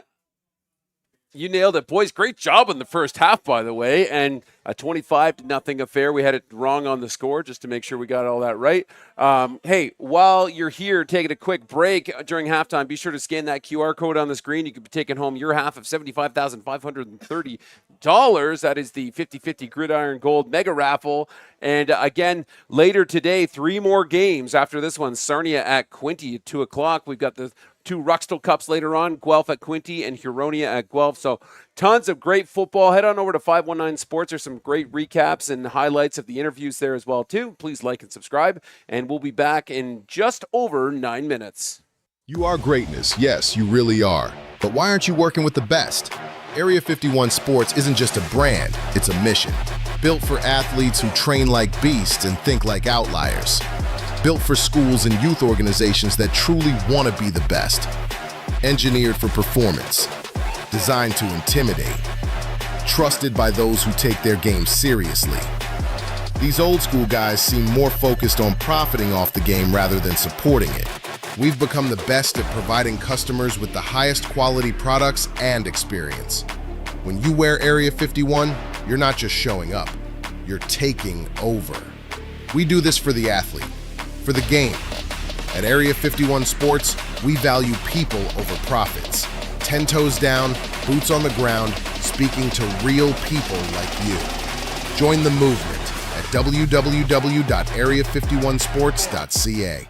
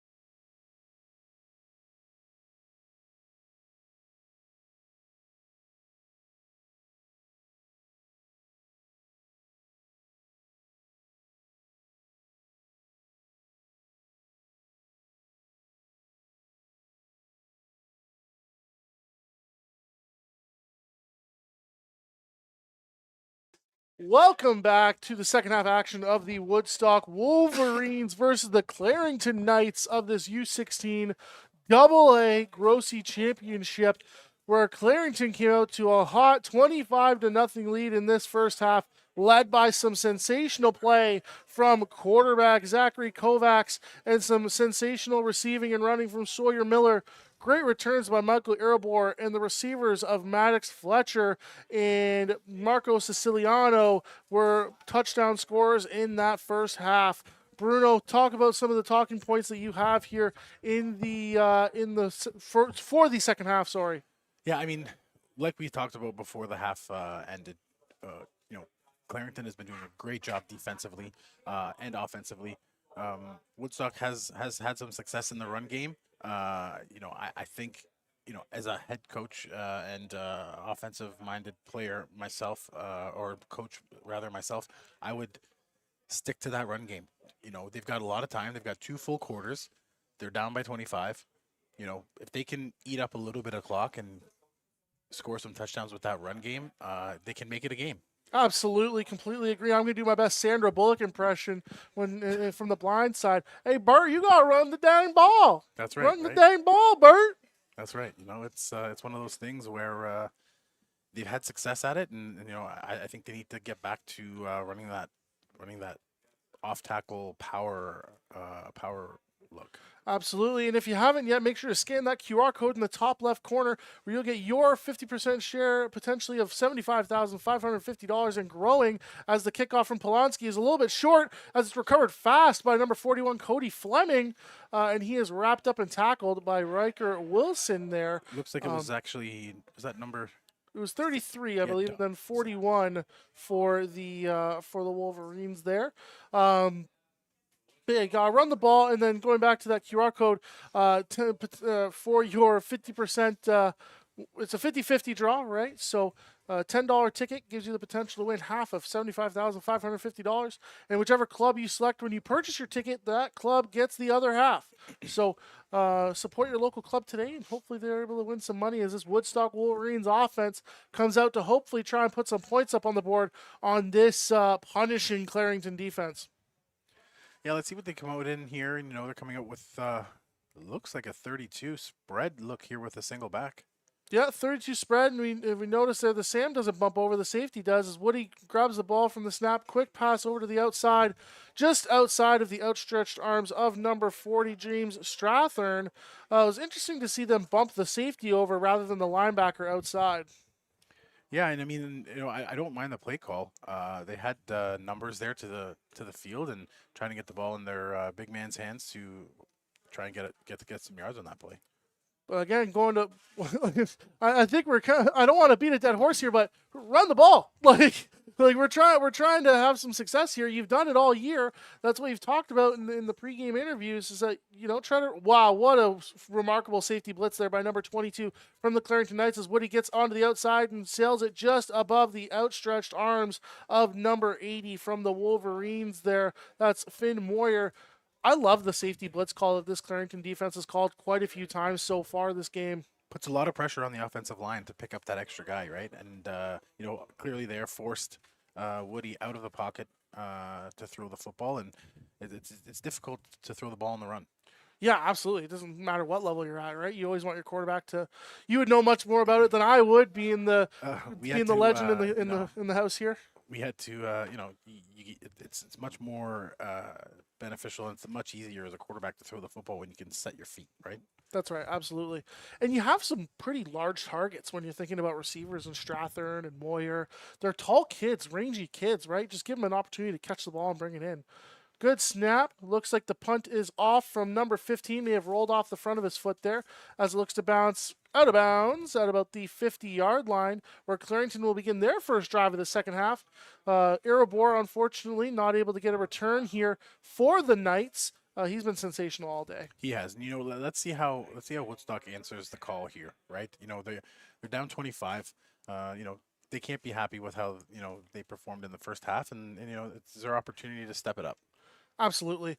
And it's not necessarily even from a scheme perspective, too, because the defenders have been there Kovacs is just putting the ball in amazing places. Absolutely, like we talked about earlier. It's he's doing a great job. The Wolverines DBs are not in terrible coverage, and he's just making great throws. And that has a lot to do with the amount of time his offensive line is giving him.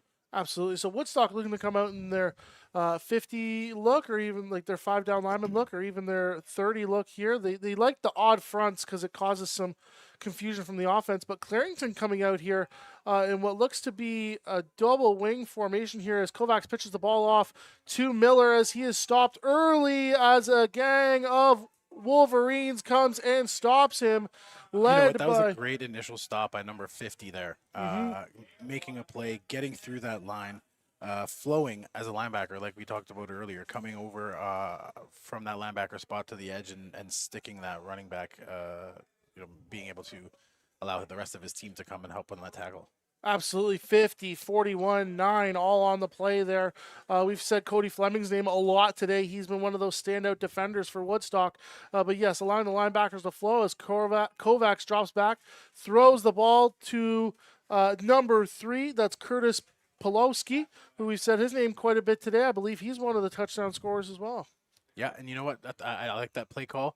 But great job from the Wolverines defense here to force a punt. That's what you want to do. They need to take over offensively now and put some points on the board. But that was just a great job. Again, like I said earlier, the DBs are not in terrible coverage, and it shows there. Great coverage, allowed the catch, but wrap the receiver up right away. That's right. 2 returners back for Woodstock. Number 34, that is Chris Santino, and I believe that's number 46, Eric Hune, back as the return is fielded cleanly as he goes up the sideline. Flag flies as he's caught that, and big hit stick coming from number 33, Dante Bergeron from the Knights, able to push Santino out of bounds. Looks like that flag would have been no yards, so we may be tacking 15 yards on top of this. No, it looks like it might be a block in the blindside block on Wolverine, on the Wolverines there potentially. Maybe we'll see what the signal is here as we reference our handy dandy guide here from the London Football Officials Association. We'll see. That number 33, Dante Bergeron, on that tackle was a great tackle. And, pre-game, the coach mentioned him as one of the players to watch defensively. He's the captain of the defense, averaging 10-plus tackles per game.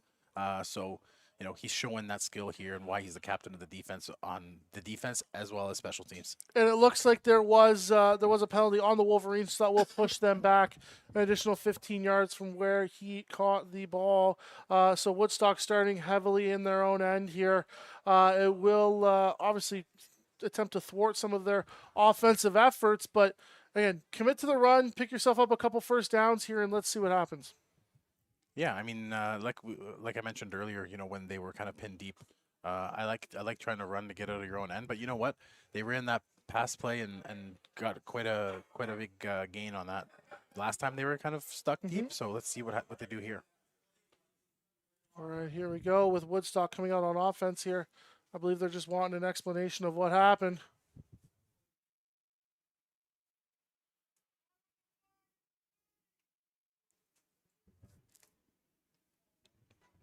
As we get set to continue the game here with 9:03 left in the third quarter here. Woodstock on their second drive of the second half as Woody takes a snap, hands off to a Scrogan, who is tackled in the backfield by this big defensive unit of Clarington, led by number 99, Kamsi Okwara. He's been dominant today, Bruno. Yeah, he has, a lot of pressure, and allowing those linebackers to fill and flow like we talked about, but he made a great play there, got a lot of pressure, got in there, got off of the block from the Woodstock O-line and was able to make a play in the backfield. It's a great job by him. His helmet did end up slipping off during the play, so he does have to head off for, I believe, 3 plays. So that will lead to some substitutions into this Clarington defensive line as we see Woodstock at 2nd down and 12, looking to take the snap, hands off to a Scrogan, looks to run the football again and tackled by number 9 on that defensive unit. That is Samuel Olaninyi. Again, very great individual effort, takes on the blocker, able to stymie him, and then work off the tackling of Scrogan for a minimal gain, forcing Woodstock to punt.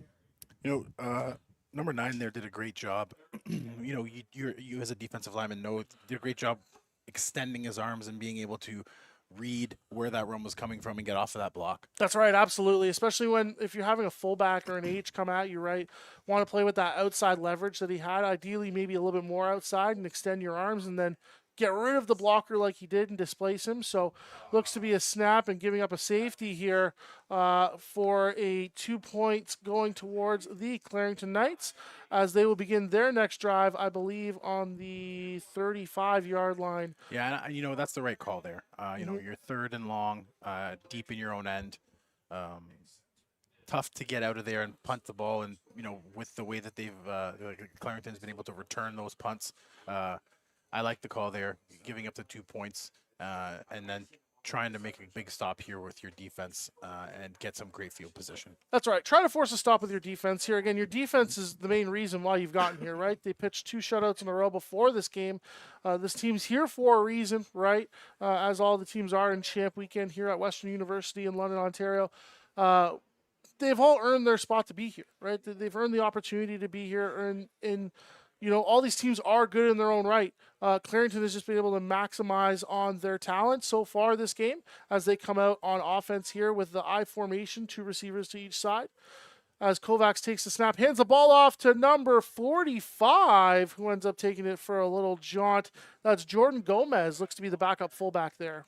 Yeah, that was a great run up the middle and a great job of the O-line just opening that little seam. And that's all you need as a running back sometimes, just that little seam to get those yards and able to come out with a 7-yard gain. That's right. You especially love when the fullback gets a carry, right? Yeah. Gets the extra love there. Yeah. When it's those guys are usually the power runners, right? They're not the guys that are going to make a guy miss, but they're going to put their shoulder down and they're going to run through whoever they can. Miller motioning outside of the backfield, handoff to number 45 again, and he's looking to move forward and potentially pick up the first down. But looks like he might. It looks like he did pick up the first down. A group of Wolverines around there, led by, I believe, number 92 from the Woodstock Wolverines, Jacob Tremblay with the tackle.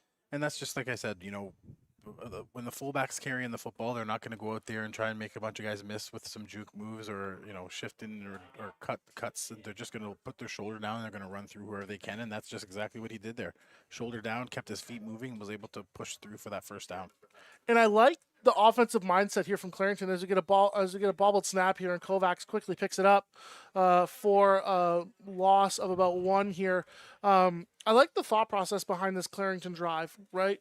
We're going to run the ball. We're going to take some time off the clock because ultimately that's all Woodstock has left to be able to come back in this game is time. That's right. Right? That's right. So the more time you leave, the more chances you give them. Yeah, exactly my thought as well. You're going to run the football. You're not going to stop the clock, not going to worry about throwing the football. We run the ball. We chew up as much clock as we can and leave as little time on the clock as possible for Woodstock to mount a comeback. Kovacs booting outside. Flag flies in the backfield as Cody Fleming comes up, and there's a huge other secondary hit from number 9 on the Wolverines taking a shot.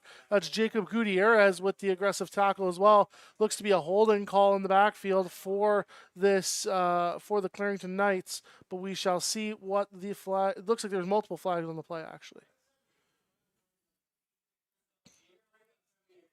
Looks like holding. Yeah, it looks like holding on the offense here. I believe they were just asking Coach Sirois whether they want to decline the penalty and give them 3rd and 7 or take the penalty and go up or push them back, 2nd and 21. 21.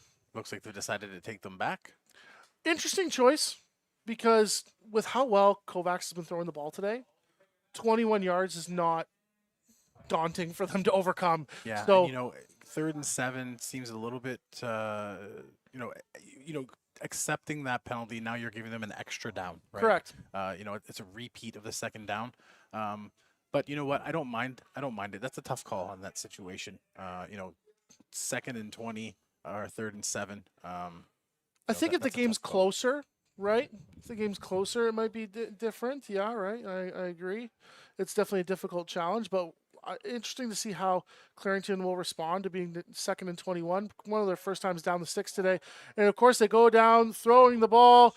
Looks like there was a trio of Wolverines there. Flags fly as Arabor was the intended receiver. Looks to be pass interference.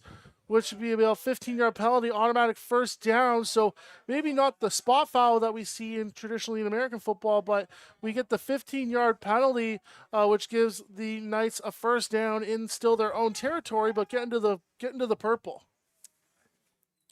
Yeah, and it's one of those things where Kovacs made a decision to throw deep into triple coverage and force. Sometimes a quarterback makes that choice because they know that they can potentially force a penalty like that. Correct.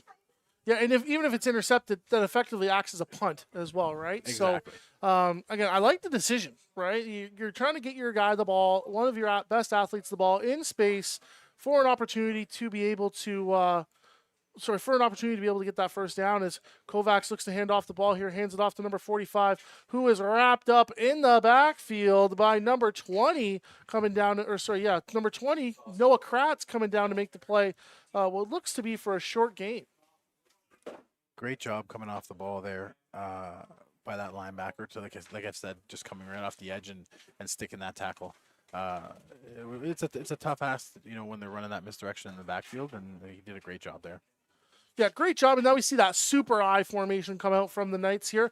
Multiple looks here from the Clarington Knights offense, which is great. Handoff to the fullback, number 45. We've said his name a couple times today. Jordan Gomez with the carry. I believe that's his fourth carry of the game, as this brings up third and about 6 for the Knights as they'll elect to punt. That tackle was initially stuck by Lane Pellebor, number 15 from the Wolverines, and finished off by number 9, Jacob Gutierrez. Great job with the team effort on that tackle. And again, forcing them to punt, right? The defense has responded, right? So yeah, maybe we clean up some things a little bit here on the return, and maybe we're not starting on our own 10 and can potentially put together a scoring drive. Big booming punt here by, I believe that's number 33. We said his name a couple times today. That is Dante Bergeron with the punt. Caught by number 34, Chris Centeno, and looks like his momentum carried him out of bounds, but it's a great job catching that ball in the air. Absolutely. And as a London Football TV analyst or coach, the coach Ron Ferwerda always says, the returner catches that ball in the air. If he doesn't, he's given up 15 yards. As Woodstock comes out on an offense here, starting on their own 32-yard line, looking to put together a scoring drive. But this defensive front from Clarington, and we mentioned it before the game, Clarington has always been a very physical program, right? They want to be punishing. They want to wear a team down as the game goes on. Traditionally, more of the hard-nosed running style. Looks like they've adjusted their defense, and they're playing into a 40 front now. Yes, yeah, they've been in a 40 front and the lower of a 42 here instead of that traditional 43. Yeah. Woody drops back to pass, look to pass over the middle. Great catch there by the receiver. Looks Yes. like number 18, Julian Carducci. We've said his name a few times. That's a great throw and great catch. Giving a little bit of life to this Woodstock offense. Absolutely, and then also relieves the pressure from the offensive line, right? We've said that they should be committed to running the football, but you also have to have a passing threat at some point to be able to relieve some of that pressure as well. Yeah, just try and keep the defense honest a little bit, right? Absolutely. Keep them guessing.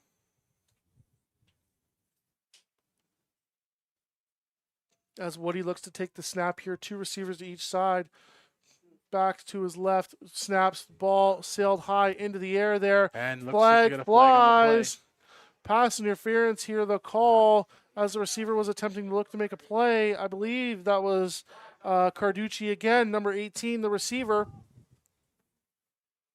As there'll be a 15-yard penalty, automatic first down for the Wolverines, and they don't ask how many, they just ask. They don't ask how, right? When it comes to yardage, they just ask how many points did you score. So penalties aiding the Woodstock Wolverines here to be able to potentially put together a scoring drive.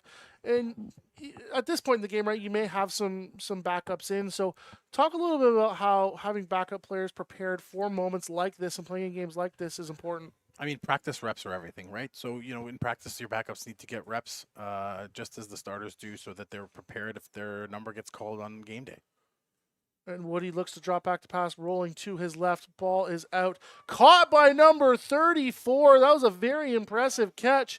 That was by Chris Centeno.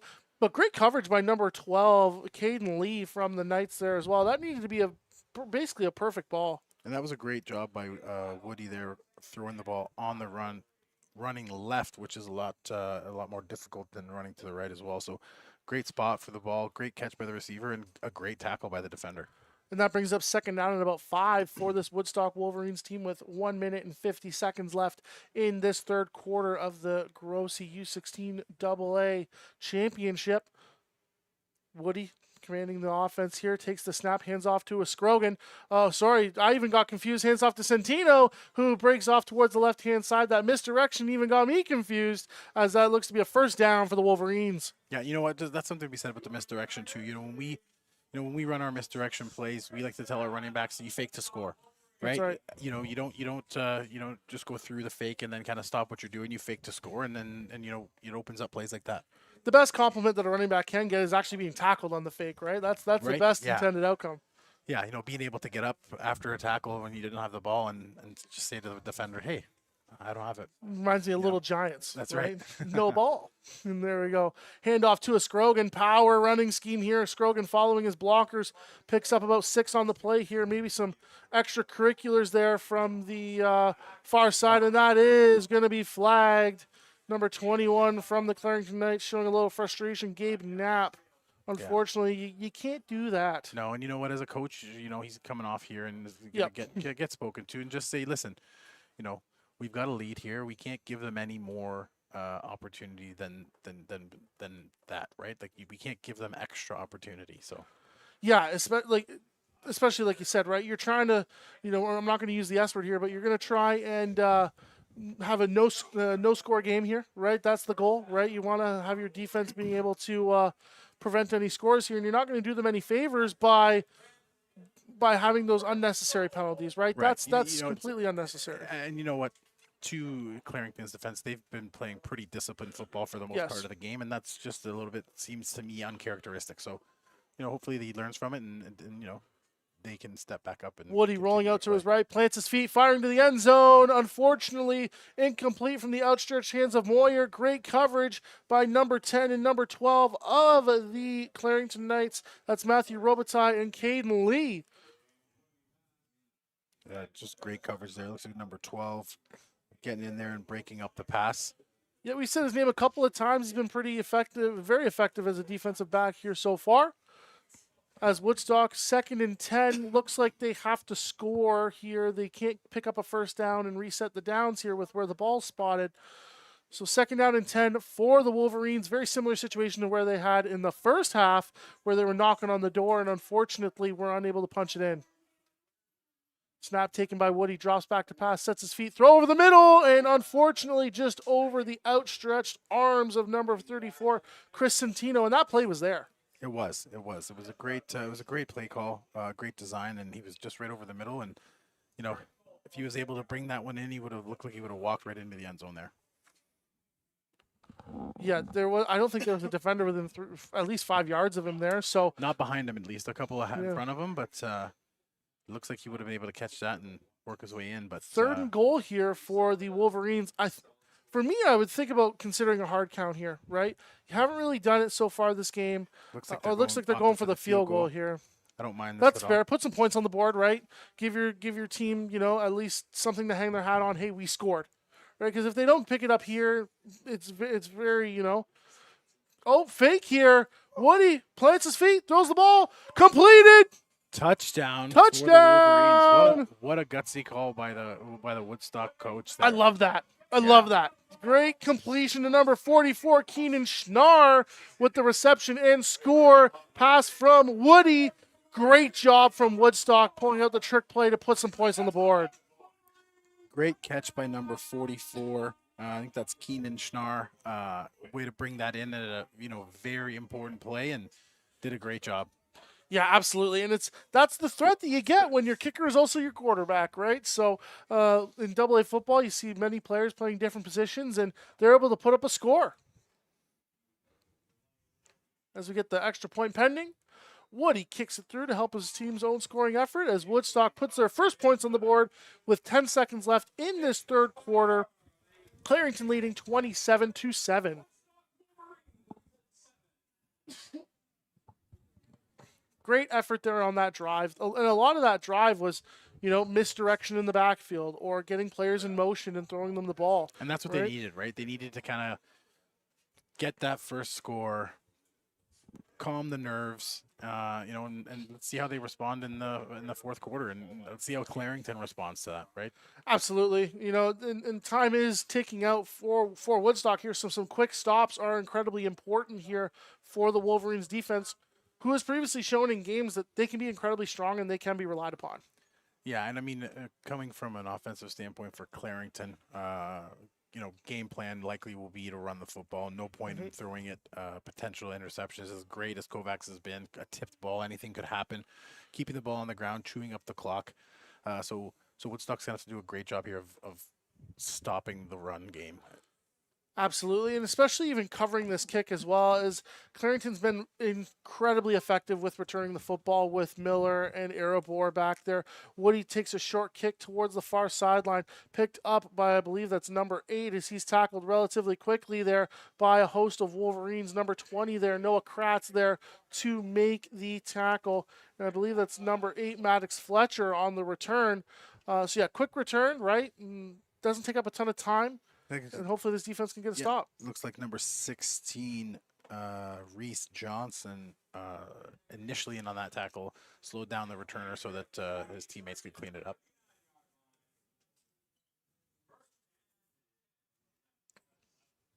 Clarington coming out on offense here, and I think you're going to get a heavy dose of Sawyer Miller here.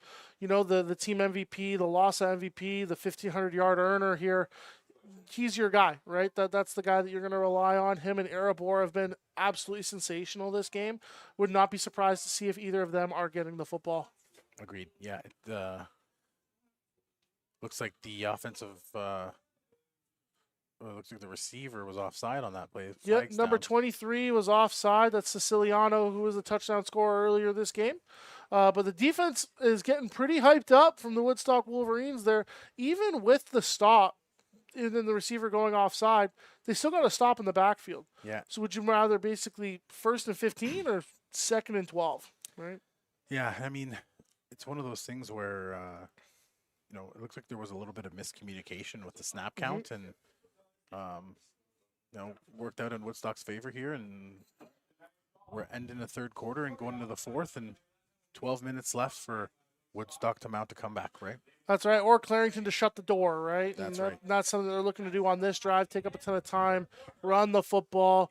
But again, that threat of Kovacs taking a shot down the field is certainly there with how well he's been so far. Yeah, and I wouldn't be surprised to see, Clarington, run the ball and suck that defense in and try and take a shot later on. And it's something where, as a defensive coordinator, you're thinking, okay, we were in the fourth quarter. We've got 12 minutes left. They're going to run the ball because they want to chew up the clock as best they can. And now we're going to get sucked in and potentially give up a big play. The Clarington's looking to maybe potentially get a big play on offense from that arm of Kovacs. That's right.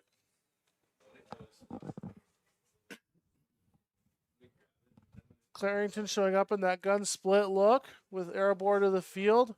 Miller to the boundary. Kovacs drops back to pass, throwing it deep, looking for number 3. Completed! Caught! He's running to the 30, the 20, the 10. No defender near him. Touchdown! That's Curtis Poloski. What a catch by the young man. And that's what we talked about, the threat of that arm of Zachary Kovacs there. What a play from the Clarington Knights to go up 33-7 pending the extra point. Yeah, I mean, just a great throw. Again, number 22, Kirk Haggerty, was in good coverage, and Pawlowski just made such a great catch. Yeah, they had 2 defenders in the area, right? So, again, it's not from a lack of assignment. It's unfortunately just a misexecution, right? And Yeah. instead of playing the ball, maybe we played the man a little too much, and unfortunately leads to a score. Pending the extra point here, snap is down, kick is up from Pawlowski, and he Almost adds to his blocked. touchdown. And Cody Fleming close to with the block there, number 41. Yeah, Cody Fleming came through there, almost blocked. Clarington goes up 34-7. on this Woodstock Wolverines team. So as quickly as they can get one, Clarington goes and gets one of their own in this second half, Bruno. Yeah, and just like I was saying, right, as a defensive coordinator for Woodstock, you're thinking run. They're going to chew up the clock. They're going to try and limit the amount of time that our offense can possess the ball. And just when you think they're going to run the football, they take a shot with that arm of Kovacs, and it gives them some success and another touchdown. Yeah, and again, they get to kick off now and potentially pin Woodstock back here. So what would you be saying to your fellas here? I know that time's dwindling away here in this game, and there's not many more opportunities to potentially come back and win. So what would you be saying to the fellas right now? Right now, I would be talking to the team and saying, listen, we've got 12 minutes, 11 minutes, 38 seconds. We need to score on this possession.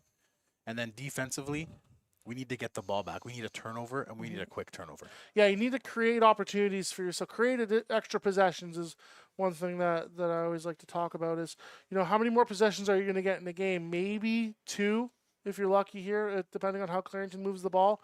But kick is short here. Fielded cleanly by number 1, Cody Fleming, and he comes down and takes a shot, but keeps his feet moving and ends up being tackled at the 52-yard line here. Woodstock starting in the purple. And we've got good field position, right? As a coach, I'm saying to my team, listen, our field position is good. Now we just need to drive the football. We need to convert on this possession. Correct. Absolutely. This is one of those times where, you find out what your team's made of right now, right? Are they giving up, or are they going to continue to play hard? And this Clarington team, very, very talented today. So it's a testament to their coaching staff. Mike Cummings, their head coach, definitely has his team prepared and ready to fire and go. He's done a great job of having his team up 34-7 here in this championship game. Woody looks to take the snap here. As he does, snap is up. Woody throws towards the near sideline, completed. That's number 34 with the catch, I believe. See where they spot it, but it looks like he has a first down. That's Chris Santino with the reception. Quick over to the sideline there. Looks like he may be just a half a yard short, maybe, depending on where they spot the ball, but looks like they are going to give him the first down there. So, again, quick play, quick first down. Move the ball fast, potentially put a score up on the board. Yeah. And as much as we've said this game that we like the run game from Woodstock, I like the passing here. It gives us quick chunks of yards and do as much as we can to move the ball down the field as quickly as possible. Well, yeah, you're almost locked into having to pass the ball here just due to time, right? As the Scrogan is wrapped up in the backfield by a few defenders from this Clarington Knights team, especially number 44, Riker Wilson. We've called his name a bunch today. Young fella's been taking advantage of all the space that his defensive line is opening up for him. Yeah, absolutely. We're second and long now. It looks like 2nd and 10 still for Woodstock, and see if they can't come out here and make something happen, right? It's what they're hoping for. 3 receivers to the boundary here, as we see the 2 outside receivers stacked on top of each other as they both motion in. Looks to be a timeout here from Woodstock.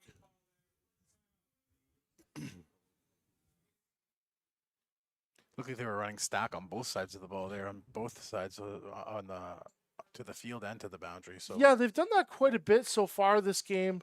Yeah, it's interesting to see how different offenses operate at this U16 AA level. A lot of it's just based off of the kind of kids you have, right? So yeah, and you know what? It's just trying to see how Clarington will respond and how they'll cover those receivers when they're stacked on top of each other like that. Absolutely.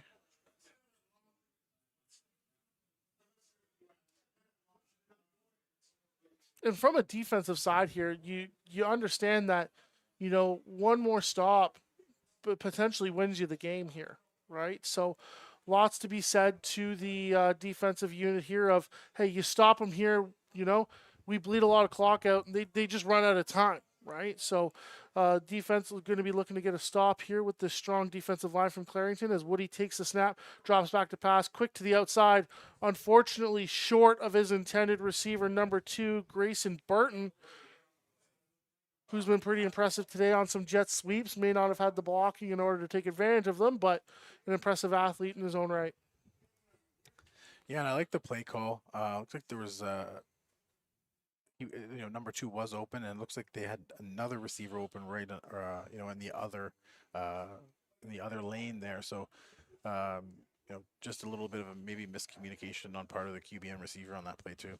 That's right. Woody drops back to snap, looking to pass, throws it over the middle, has a receiver open, caught by number 34 as he looks to make another break another tackle, brought down by 2 Knights there. Number 34, Chris Santino with the grab. We've said his name a lot today. He is performing in the biggest moments. Yeah, and that was just, like I said, a great throw. Like you said, a great throw by Woody there.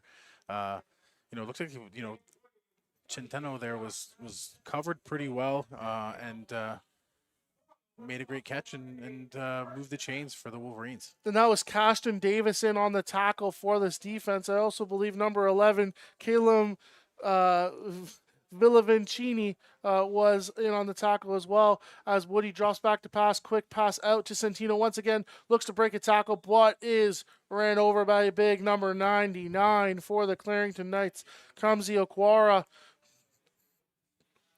That number 99 did a great job coming to make that play from the defensive line on that screen pass. So did a great job and limited the Wolverines to a gain of 3.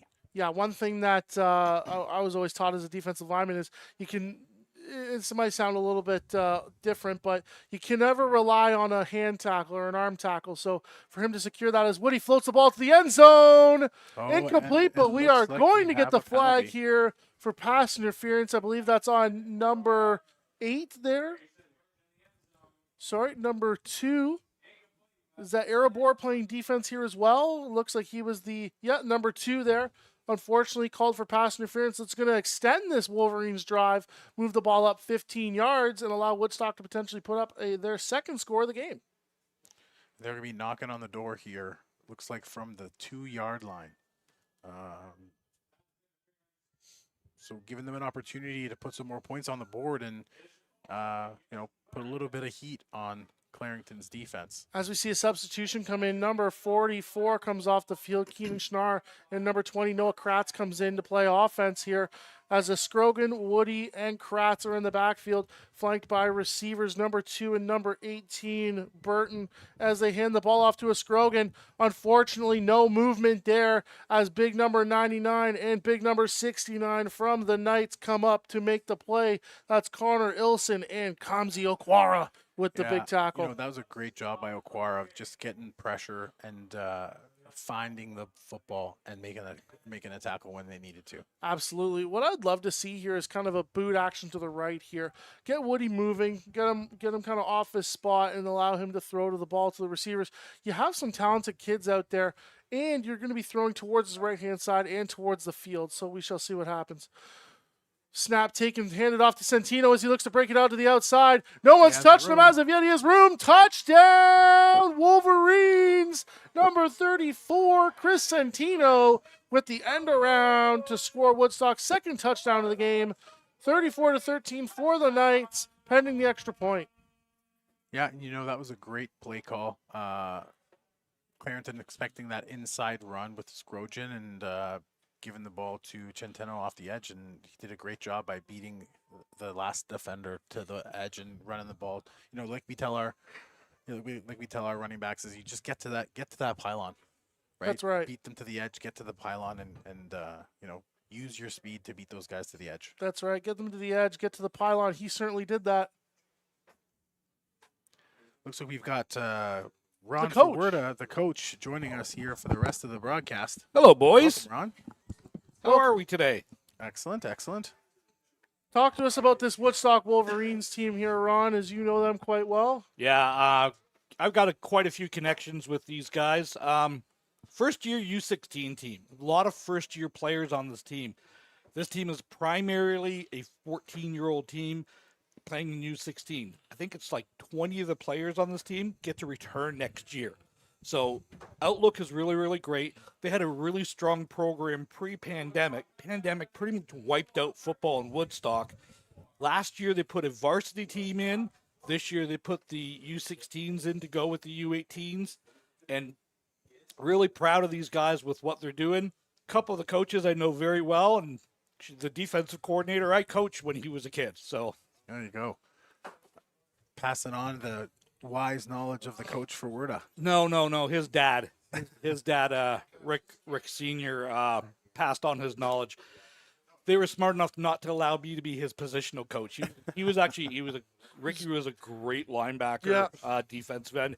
Played a little quarterback in high school as well, but when you're that aggressive as a player, you can't play quarterback even if you're that gifted. You gotta hone it. You'll find your way to allow the it to go defensive in. side of the Exactly. ball, that's for sure. And again, for them to be in their first year to make their way to play against a storied program like Clarington, who's had a lot of history in the OSFL and the OVFL, as the onside kick They just looks to got be it. recovered by Woodstock. Number 40, I think it is. Yeah, that's number excuse 40, me, James number Strathern. 20. Number 20, that's 20. Noah Kratz. That's a heads-up play. Look at that ball's live. That's designed where it's going to go. They've kind of pooch kicked that a little bit there a couple times, and a great job of jumping on the ball. Yeah. Hey, you're down 20 points, 7 minutes left. It sounds like a lot, but it's not. You got to create possessions. You just created one. Now you got to capitalize on That's it. right.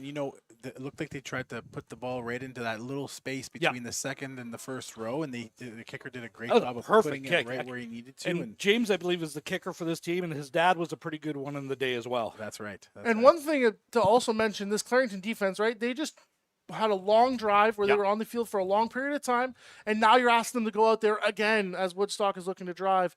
Woody takes the snap, flips it out to Moyer, looks to make a man miss, breaks a tackle, tries to get up the near sideline, and is pushed out of bounds at about the 43-yard line for no gain. Yeah, I really like how they motion the receiver out for the step off screen. He didn't. Here it is, right there. He just missed the block, but then he goes and finds work. That's okay, right. Yeah. That's what you want your receivers to do. That's what you want the other guys to do. The play's not coming to me.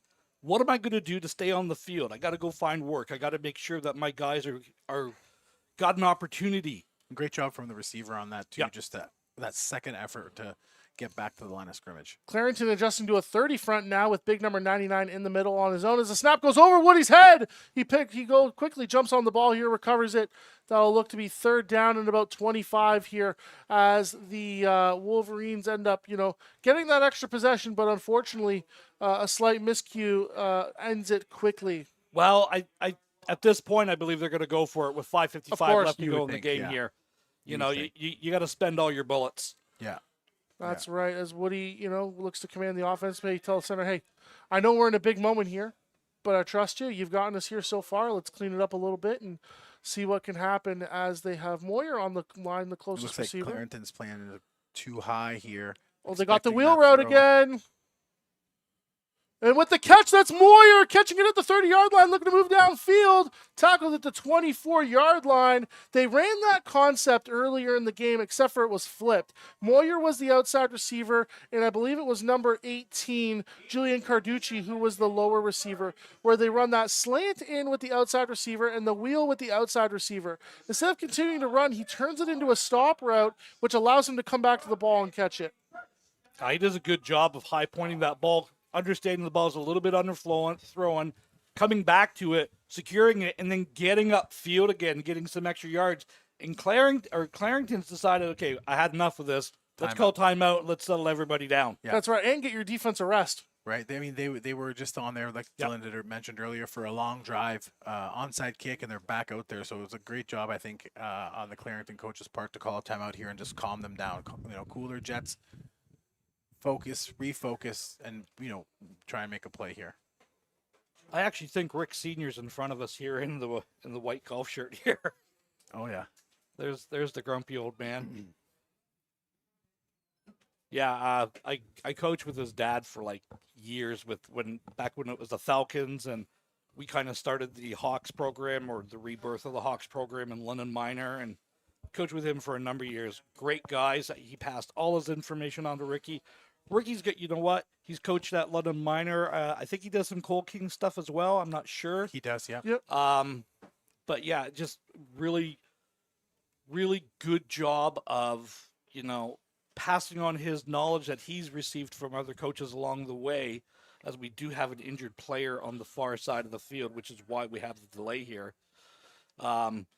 Fantastic game. I got here at half and kind of caught my breath for a quarter there, and it's good. It's nice to see Woodstock actually driving the ball, but Clarington seems like they can put the ball over the top pretty much whenever they want. And that's Yeah. how it looked like in the first half. Dylan and I were speaking about the quarterback for Clarington, Yeah, he's Kovacs, and he's the not for the fact that the Wolverines are playing great coverage, but he's putting the ball where those defensive backs can't get to it. Yeah, He's you know making some what? great throws, and his receivers are making great catches in stride, and it's giving them an advantage on offense for sure.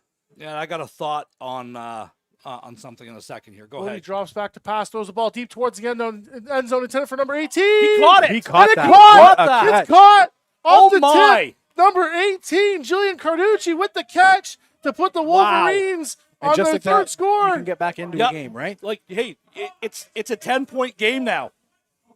10-point game here. Actually, no, my Sorry, math is wrong. 13. 13-point game here. Wow. 13-point game, but what a Yeah. catch. What a catch from that young man. It was tipped too, right? That was He tipped it sensational. to himself. Yeah. Yeah, but you know what? Just like you said earlier, Ron, 7 minutes is a long time in football, and Woodstock has shown that they can make a play. They score a touchdown, onside kick, and they score another touchdown, and we're still at 5 minutes. So 2 minutes, they've scored twice, Yep. right? Snap They're is going high. for Woody two looks here. to throw the ball, throwing the ball out to number 44, who has a couple blocks here. Oh, unfortunately, unable to make the 2-point conversion count. flags on as the there play. are flags on the play. I think there might be I think there's an illegal block on there. Someone was coming back. Oh, yeah, so it that's looks like that number 20 that from, crackback. You can't go back towards your own That's goal right. line on a lateral movement. You can't do that. Or excuse Yeah. me, horizontal. Wrong. Yeah. Long ways. Well, at the end of the day, it's either a 13-point deficit or a 14-point deficit. You got to score twice, That's right. Yeah, right? regardless. Regardless of what happens here, you got to score twice for Woodstock. And I think that's the reason that they went for two. Were there, right? So The snap was way over his head. I don't think it was designed It was to go for definitely two. not They- designed. or was it a kick? Sorry, I missed they were that. I thought it was kicking a- here for a field goal, and the snap went way over the head. Thankfully, right, like we mentioned before, your kicker's also your quarterback, No so kidding, you can right? trust Sorry, I him. missed that. Yeah, Yeah. I thought they had gone for two and the snap went over his head. But Yeah. So they're declining the penalty, or what they're going to do is they're going to accept it on the kickoff. Yeah. And move it back an additional 10 yards. The thought I was kind of getting to, the difference between yesterday and today, AA versus AAA football. A lot of times it is not the talent level. It's the smaller centers, and it's kind of that equal footing for everybody. When you get a team like we're going to see or later on in our next game, like Quinty, and you get Sarnia and Woodstock and Clarington, to put them in the same pool as, say, London, Woodstock, or excuse me, London, Windsor, the Cumberland Ottawa team that we saw yesterday. It's not a fair fight, but it doesn't necessarily mean that the caliber of football is any different. It is great football. It's just smaller population bases that you're drawing from. And you see talent everywhere. I remember a couple of years ago, the York Lions, the North York Lions, I think it was, or the York Regional Lions, they came in for the first time, and they had talent everywhere. But it's just, we're in a smaller area to draw from. yeah, absolutely. You'd assume here that Woodstock's going to go for another onside kick or a moon shot. Well, at this point, I want to drive it over his head. Exactly, because there's one guy deep. Yeah. And the And this ball is goes what's forward. happening. And it's still bouncing around. Okay.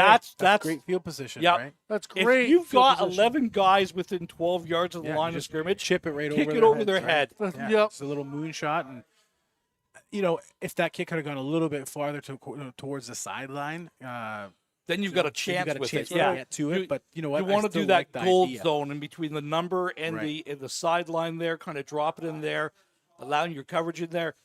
But hey, that's a great kick. That was a great decision. Yeah, and Everyone thought it was going to be onside kick. right. but They brought no- everyone up. You just Yep. moonshot it over their heads, and like I said, you try and drive it a little bit closer to the sideline, but that's still a great result. And Clarington is now deep in their own end, and Do they take a shot in your own end zone? Yes. You would think that you got to take a shot here just to get out. I with want to run the success ball that and they've run been clock. having. I'm more concerned about the numbers on the clock. Oh, Bobble down. snap, but Miller ends up getting the ball here for about a 5-yard gain. Brings up 2nd down and 5 with 4:31 left on the clock here. looks like Sawyer Miller with the carry. The success that they've had in the air, though, too, you know, it always puts it in the back of your mind, like, hey, we've had that success. But you're right. You know, you gotta run the ball and you gotta chew up the clock. I got to get this down to 3 minutes. That's right. That's right. I got to get this clock down to 3 minutes. That's right. So I need a first down, even though, like, look, you're still at 14 points. Even though you want to collect points, I'm more concerned about the clock ticking down. Super eye here, handoff, Oh, tackled in the Great play by number backfield. 20 from the backside there, Noah Kratz. Noah Kratz with the big play for Woodstock here, forcing a 3rd down and a tough decision for Clarington. No, I think you absolutely have to punt this ball here. You Correct. don't want to give it the points because right. now you're under that 2 point or that 2 scores. Well, it's still a 2-score game, but it makes it a. But it makes now it it's a conversion to win. That's right. right. Exactly. And the way the momentum has completely shifted in this game,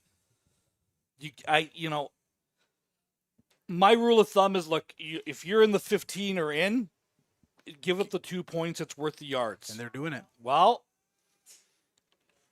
Now we're a 12-point game. now Yeah, we're this is tough. This is where you've got to count. Okay, defense. We've dominated these guys for most of the game. Yep.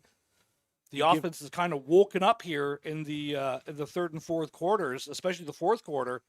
But all the momentum in the world is now with Woodstock. That's right. You know, they're going to be expecting some type of pass. They've got a couple really dynamic receivers. I want to run a draw play or something like that, or maybe a screen or something. Allow the pass rush to come up field. Yeah. Make an easy completion. You got to break a big run here at some point. Yeah. They'll be And starting I understand on 35. I understand the field position argument, right? Woodstock has been able to make quick work of the Clarington defense on the last few drives here through the air, which is funny enough of how much they were committed to the running game so far this year. It's their passing game that has allowed them to get back into this game rather quickly. Yeah, and it's funny, you know, you and I, Dylan, at the beginning of this game, talking about stick to that run. It's been working, and they started to throw the ball, and now it's been been successful at it, and they're sticking to it. That's right. Woody looks back to pass, and the pass rush gets there. That's number 9 who gets there for the Clarington Knights. That's Samuel Olanigi. And that's why I said I would have ran some type of draw or some type of screen. Allow that pass rush to get in front of Well, you. they're bringing the heat, right? Yeah, That defense is exactly. bringing the heat. And they're gonna be coming again. I'm telling you that they're gonna send one of these linebackers. Or even the safety. They've been Safety. singing the safety. Yeah, that safety right? blitz has been there. 22 has Yep. been firing off the ball here. They're playing too high now. Yep. Well, they're trying to protect against the big Yeah, the big exactly. play. Pass over the top of the middle. Intercepted! Looking to take this over to the left-hand side, the near sideline. Breaks a tackle. Looking to be brought down by a group of Wolverines, but is keeping his feet moving as he carries a bunch of them down to the 14-yard line. Penalty That flag. is Dante Bergeron, but a penalty flag has flown on the play. I think you have roughing the passer. You think so? I did not see I the. did not the see end it of the either. play, Well, so- mind you, where it is, it looks like it's in the range of holding, where the flag is actually laying. I'm not. They're talking to the Clarington captain. It looks like. Yeah, it didn't look like there may have been any roughing there. There was no defender near the quarterback when he threw it. But it might have been a continuation after the play. The offense is definitely coming out, so it's going to be Clarington ball. Oh no, it is. It is. Oh, Looks oh, like it is an oh, oh. objectionable conduct penalty against Clarington, roughing Which the would- passer.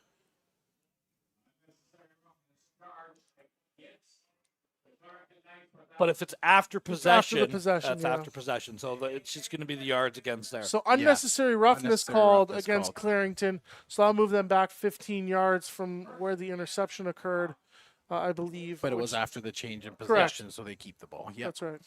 2 minutes and 36 seconds left in this 4th quarter of the Grossi U16AA final matchup between the Clarington Knights and the Woodstock Wolverines. Clarington holding on to a near 12-point lead here, looking to score and put the nail in the coffin. Woodstock clinging on to the life that they've generated for themselves in the second half. Let's see how this defense performs. It's got to be run, run, I was just run. gonna say, That's yeah, it. what are your Correct. That's thoughts? all. I mean, just chew up the clock, Yep, right? exactly.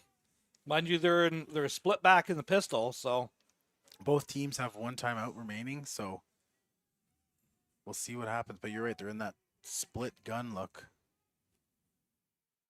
They may have too many players on the line. well, if it's a run play, it doesn't matter. Yeah. Run to Miller here as he looks to drag a Woodstock defender forward. The MVP of this team moving forward to be 2nd and 5 now for the Knights in this integral drive to the game. Yeah, good movement from the offensive line from Clarington as well. They got a good push up front. Looks like Woodstock substituting a couple players here. It's turned into be quite an entertaining game here, guys. Absolutely. Double team from the center and the guard on that play was just unbelievable Yeah, to get that push to get so that Miller could run behind them there. Look to open things up here. Woodstock here. They're looking for the pressure coming off the edge. Clarington getting set here. Snap goes back to Kovacs. Hand off to big number 53 as he runs up the middle. Picks up the first down and then some. Tackled by Kratz after the first down yardage, as well as number 40, James Strathern, I believe, playing defense there. Yeah, good solid run there, straight up the middle. And again, it's you're kind of selling out on defense. We got to get the ball. We got to get the ball. We got to get pressure or something going on there. But you just run that fullback inside, in that zone. Let your centers and guard eat. Get a double team on those two guys. They are creeping the linebackers up now. They're The smart. super eye here.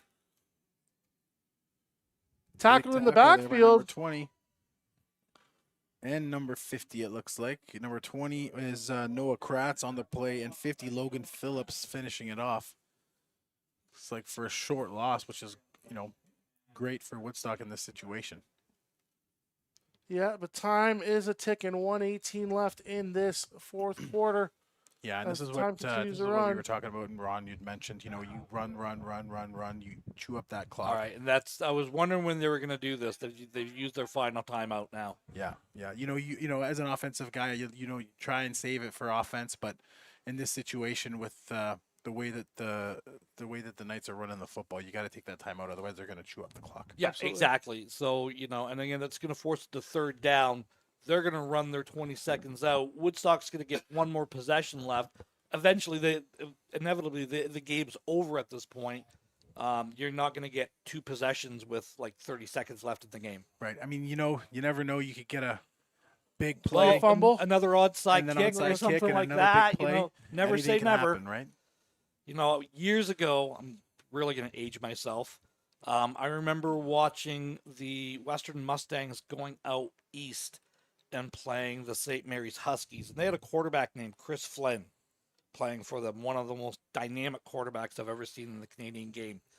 And I watched St. Mary's come back from, I want to say it was 17 down and a minute 30 left to do that. And more locally and more recent, we saw that with the Beefeaters a couple of years ago, go into Windsor and down with 90 seconds left, come back and score 17 points for a shocking OFC championship.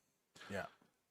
Kovacs goes back to pass, looking for Siciliano, and it's incomplete. Pass broken up by number 3, Aiden Waller.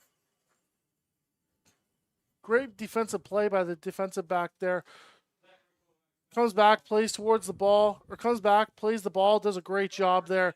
Kovacs normally excellent on his ball placement there, but brings up third down for the Knights here. I don't like that call because I'm telling you why. Because now it stops the clock That's right. with the incomplete pass.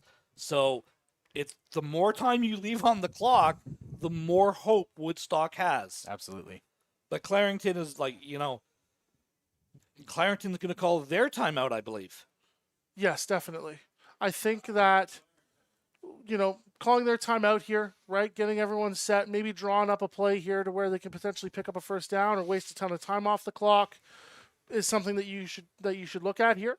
Yeah, 'cause if you get the first down, you can knee it out. That's at right. this point. Exactly. Yeah, we're third. Looks like we're 3rd and 12, 3rd Yep. and 13 Yeah. here. So they've got a decision to make. The way this kid's throwing the ball, I might want to dial up the exact same thing they just had Yeah, on there and just, Right. you know what, run it again. I would not be surprised. They've had a lot of success with that as the game has gone on. It's a thought. You're gonna want to get your big horses out there. Erebor, Poloski Best case scenario, you get a first down. Worst case scenario, you turn the ball over on on downs. the Yeah. opposing. Yeah, you're going to turn it 30 over in the yard 25, line, right? 30 29 yard yard line, line. somewhere around there. And force them to drive the field for sure. Again, this is why I always like first day in practice. I always put in a trick play or two. It sounds silly, but I always love to run on Fumbleruski or a hook and ladder or something like that. Kovacs drops back to pass, looking for his favorite targets downfield. Completes a pass out to Siciliano, who is short. I believe that there was a flag on the play, though. I think We you shall got see what it I is. think you have an ineligible man downfield against Clarington or a hold, one or the other. Yeah, I But believe one of the 78 was offensive linemen downfield. that was like standing on the 20-yard line. He wasn't blocking that far. Mm-hmm. So it's holding against Clarington. He's short of the yards to gain, decline this penalty. Take over on downs. That's right. 104 left. Well, like I was saying, I always have like some type of a hook and ladder in there. Like, Yeah. something, some type of special. You got to have one or two of them as a season. And you practice them for fun, but you practice them for situations like this. Right. You got to expect that Clarington's going to be in some type of cover 3, deep coverage, not wanting to give up a shot. It's like, who's my best receiver and who's my fastest guy? I want to get my fastest guy in motion coming around behind him, get my best receiver to catch it on the number, turn around, pitch it to him, and watch him run. If they do that, you could score in a play. Yeah. Especially with how big Moyer is as a target over towards the near sideline here for us and towards the bottom of your screen Yeah. here. The big target, great hands. Could be something that they do, but they look to run that slant wheel concept as Woody has him going towards the sideline. Oh, and dropped by number 18 there, Julian Carducci. If He's been there. if he catches He's that, probably still running. he's got an opportunity. The safety was coming over hard, but one little broken tackle doesn't break down, slide off. Hey, this is Western. It's a slick field. That's right. You could have been off to the races. And like I said, you need that kind of one-play score. And again, we got that slant wheel combination here coming from this receiver set where the outside receiver comes inside, looks to, continue the route through or sit and face towards the quarterback. The second receiver looks to push vertical, get outside and go towards the sideline there. Yeah. And, he was open, but he's just got to forget about that play and on to the next one, right? And sack coming from number 9 of the Clarington defense there. That is Samuel Olanigi. So you got to have a play call in here ready to go because the That's ball's right. going to get set and it's going to be running. You got to get going here, guys. And it's third down. Yep. This game here right now. That's if you're right. Clarington, it's like knock it down. Yep. Just don't, That's right. Don't even, if it's a they ball can't- up into the air, just make sure no one catches it, Yep. even yourself. keep everyone in front. Everyone's in front of me. Pressure coming, taking a shot downfield. Completed! Catch! What Oh a my!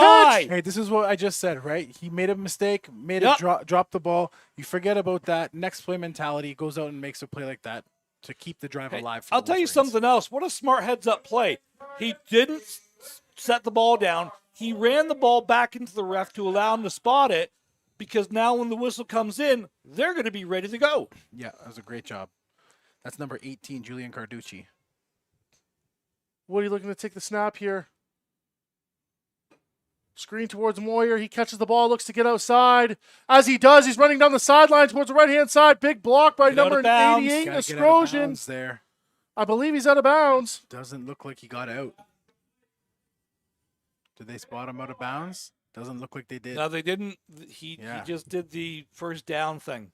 Oh, they are marking Yep, him they're out. marking him out of They are bounds. marking him Oh, out. they did. I didn't think he was. Yeah, it was close.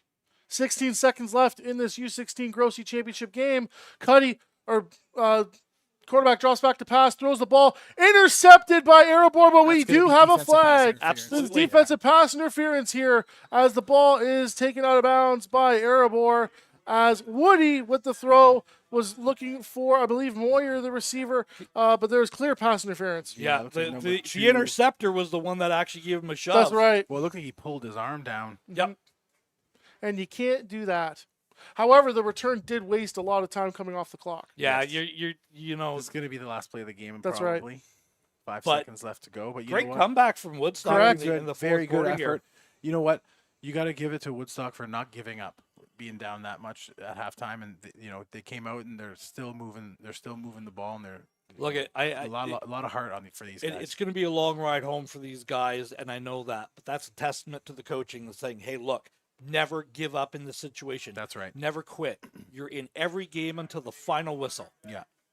Snap going back to Woody. He drops back to pass, fires it towards the end zone, looking for his favorite guy, number 18. Oh, my and he almost goodness, brought what it a in. try. He almost brought that one in. But you know what? That's also not to take away from the amazing performance from Clarington today, Yeah. defensively and offensively. Great job from both teams today. It was a great game to watch. Exciting second half. And you know what? Look at the crowd here. They're celebrating look, we didn't win the game, but look at the crowd celebrating, standing ovation for their first-year team.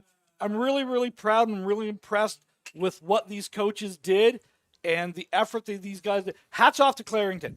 They were a great team. That quarterback's very, very dynamic. Yes. And that's going to be a good team at the AA level next year in the East. Absolutely. I was saying to Dylan earlier in the broadcast, he's got a lot of composure Yep. in the pocket, and that's something I that's hard love to a teach, composed team, and I Yeah. love a composed player. But again, congratulations. I'm going to kind of sign off here and let Adam come back in here and take us downtown. Yeah. Thank you, Ron, and appreciate you jumping in. Ron got here early for a shift, and he can only sit so long before he's got to talk football on a headset. Bruno, Shervs, thank you so much for jumping in here, fellas. I appreciate you. Did a great job calling this game. And again, I'll echo what you guys said. A big congrats out to the Clarington Knights, but also Woodstock putting up a great fourth quarter here for sure. Absolutely. Right? Like, tough fought. I mean, the hometown, it's only a 45-minute drive from Woodstock. So maybe one of the best home crowds already of the weekend, too. So final thoughts, gentlemen, on this game before we go to the quick break before the trophy ceremony. Clarington has some exceptional athletes that are going to do great at that next level of football when they get to U18. Strong team, strong program, great coaching staff. And when it comes down to it, they deserve to win the game, right? They played exceptional, got themselves a big lead early. But if this is Woodstock's first year as a program, it's nowhere but up from here for them. Yeah, and you know what? They did a great job of keeping their heads in the game, not giving up, and making plays when they needed to. And hats off, like I said, again, to Clarington, because you know what? They made plays when they needed to make them happen. They made them happen, and they had a great showing today. Absolutely. So we'll get finishing of the handshake line here, and then we'll hopefully jump down to the field. We'll see if we have that field coverage there of the championship trophies and the MVPs being shown on the screen here. We'll just send you to a quick break.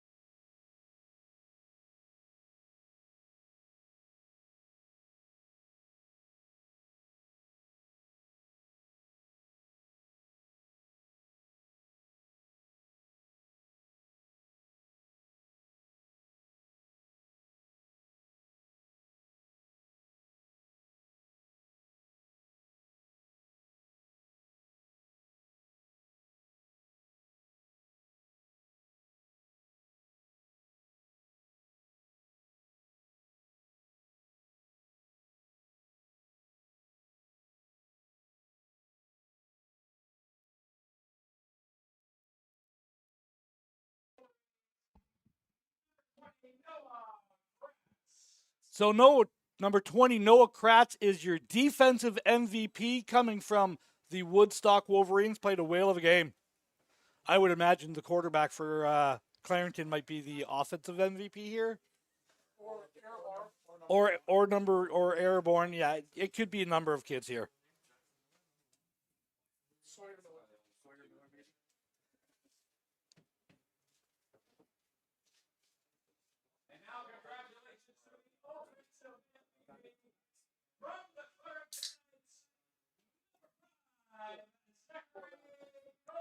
Number 5, Zachary Kovacs, the quarterback for Clarington, is your offensive MVP. Again, congratulations to Clarington for winning this AA championship here. We'll be back in a few moments with our U18 AA after the award ceremonies are happening.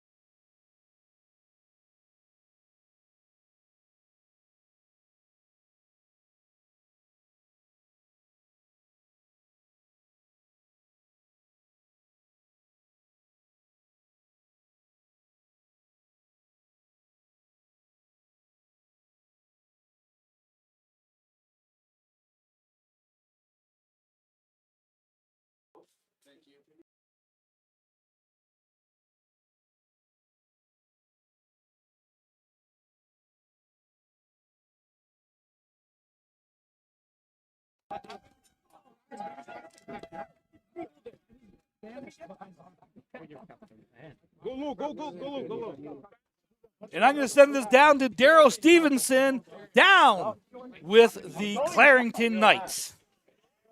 I hope you got me, Adam. We are here at field level with the Clarington Knights, who are the U16 AA Dan Grossi Cup champions, and also with the MVP. My boy here, Zachary Kovacs, the quarterback.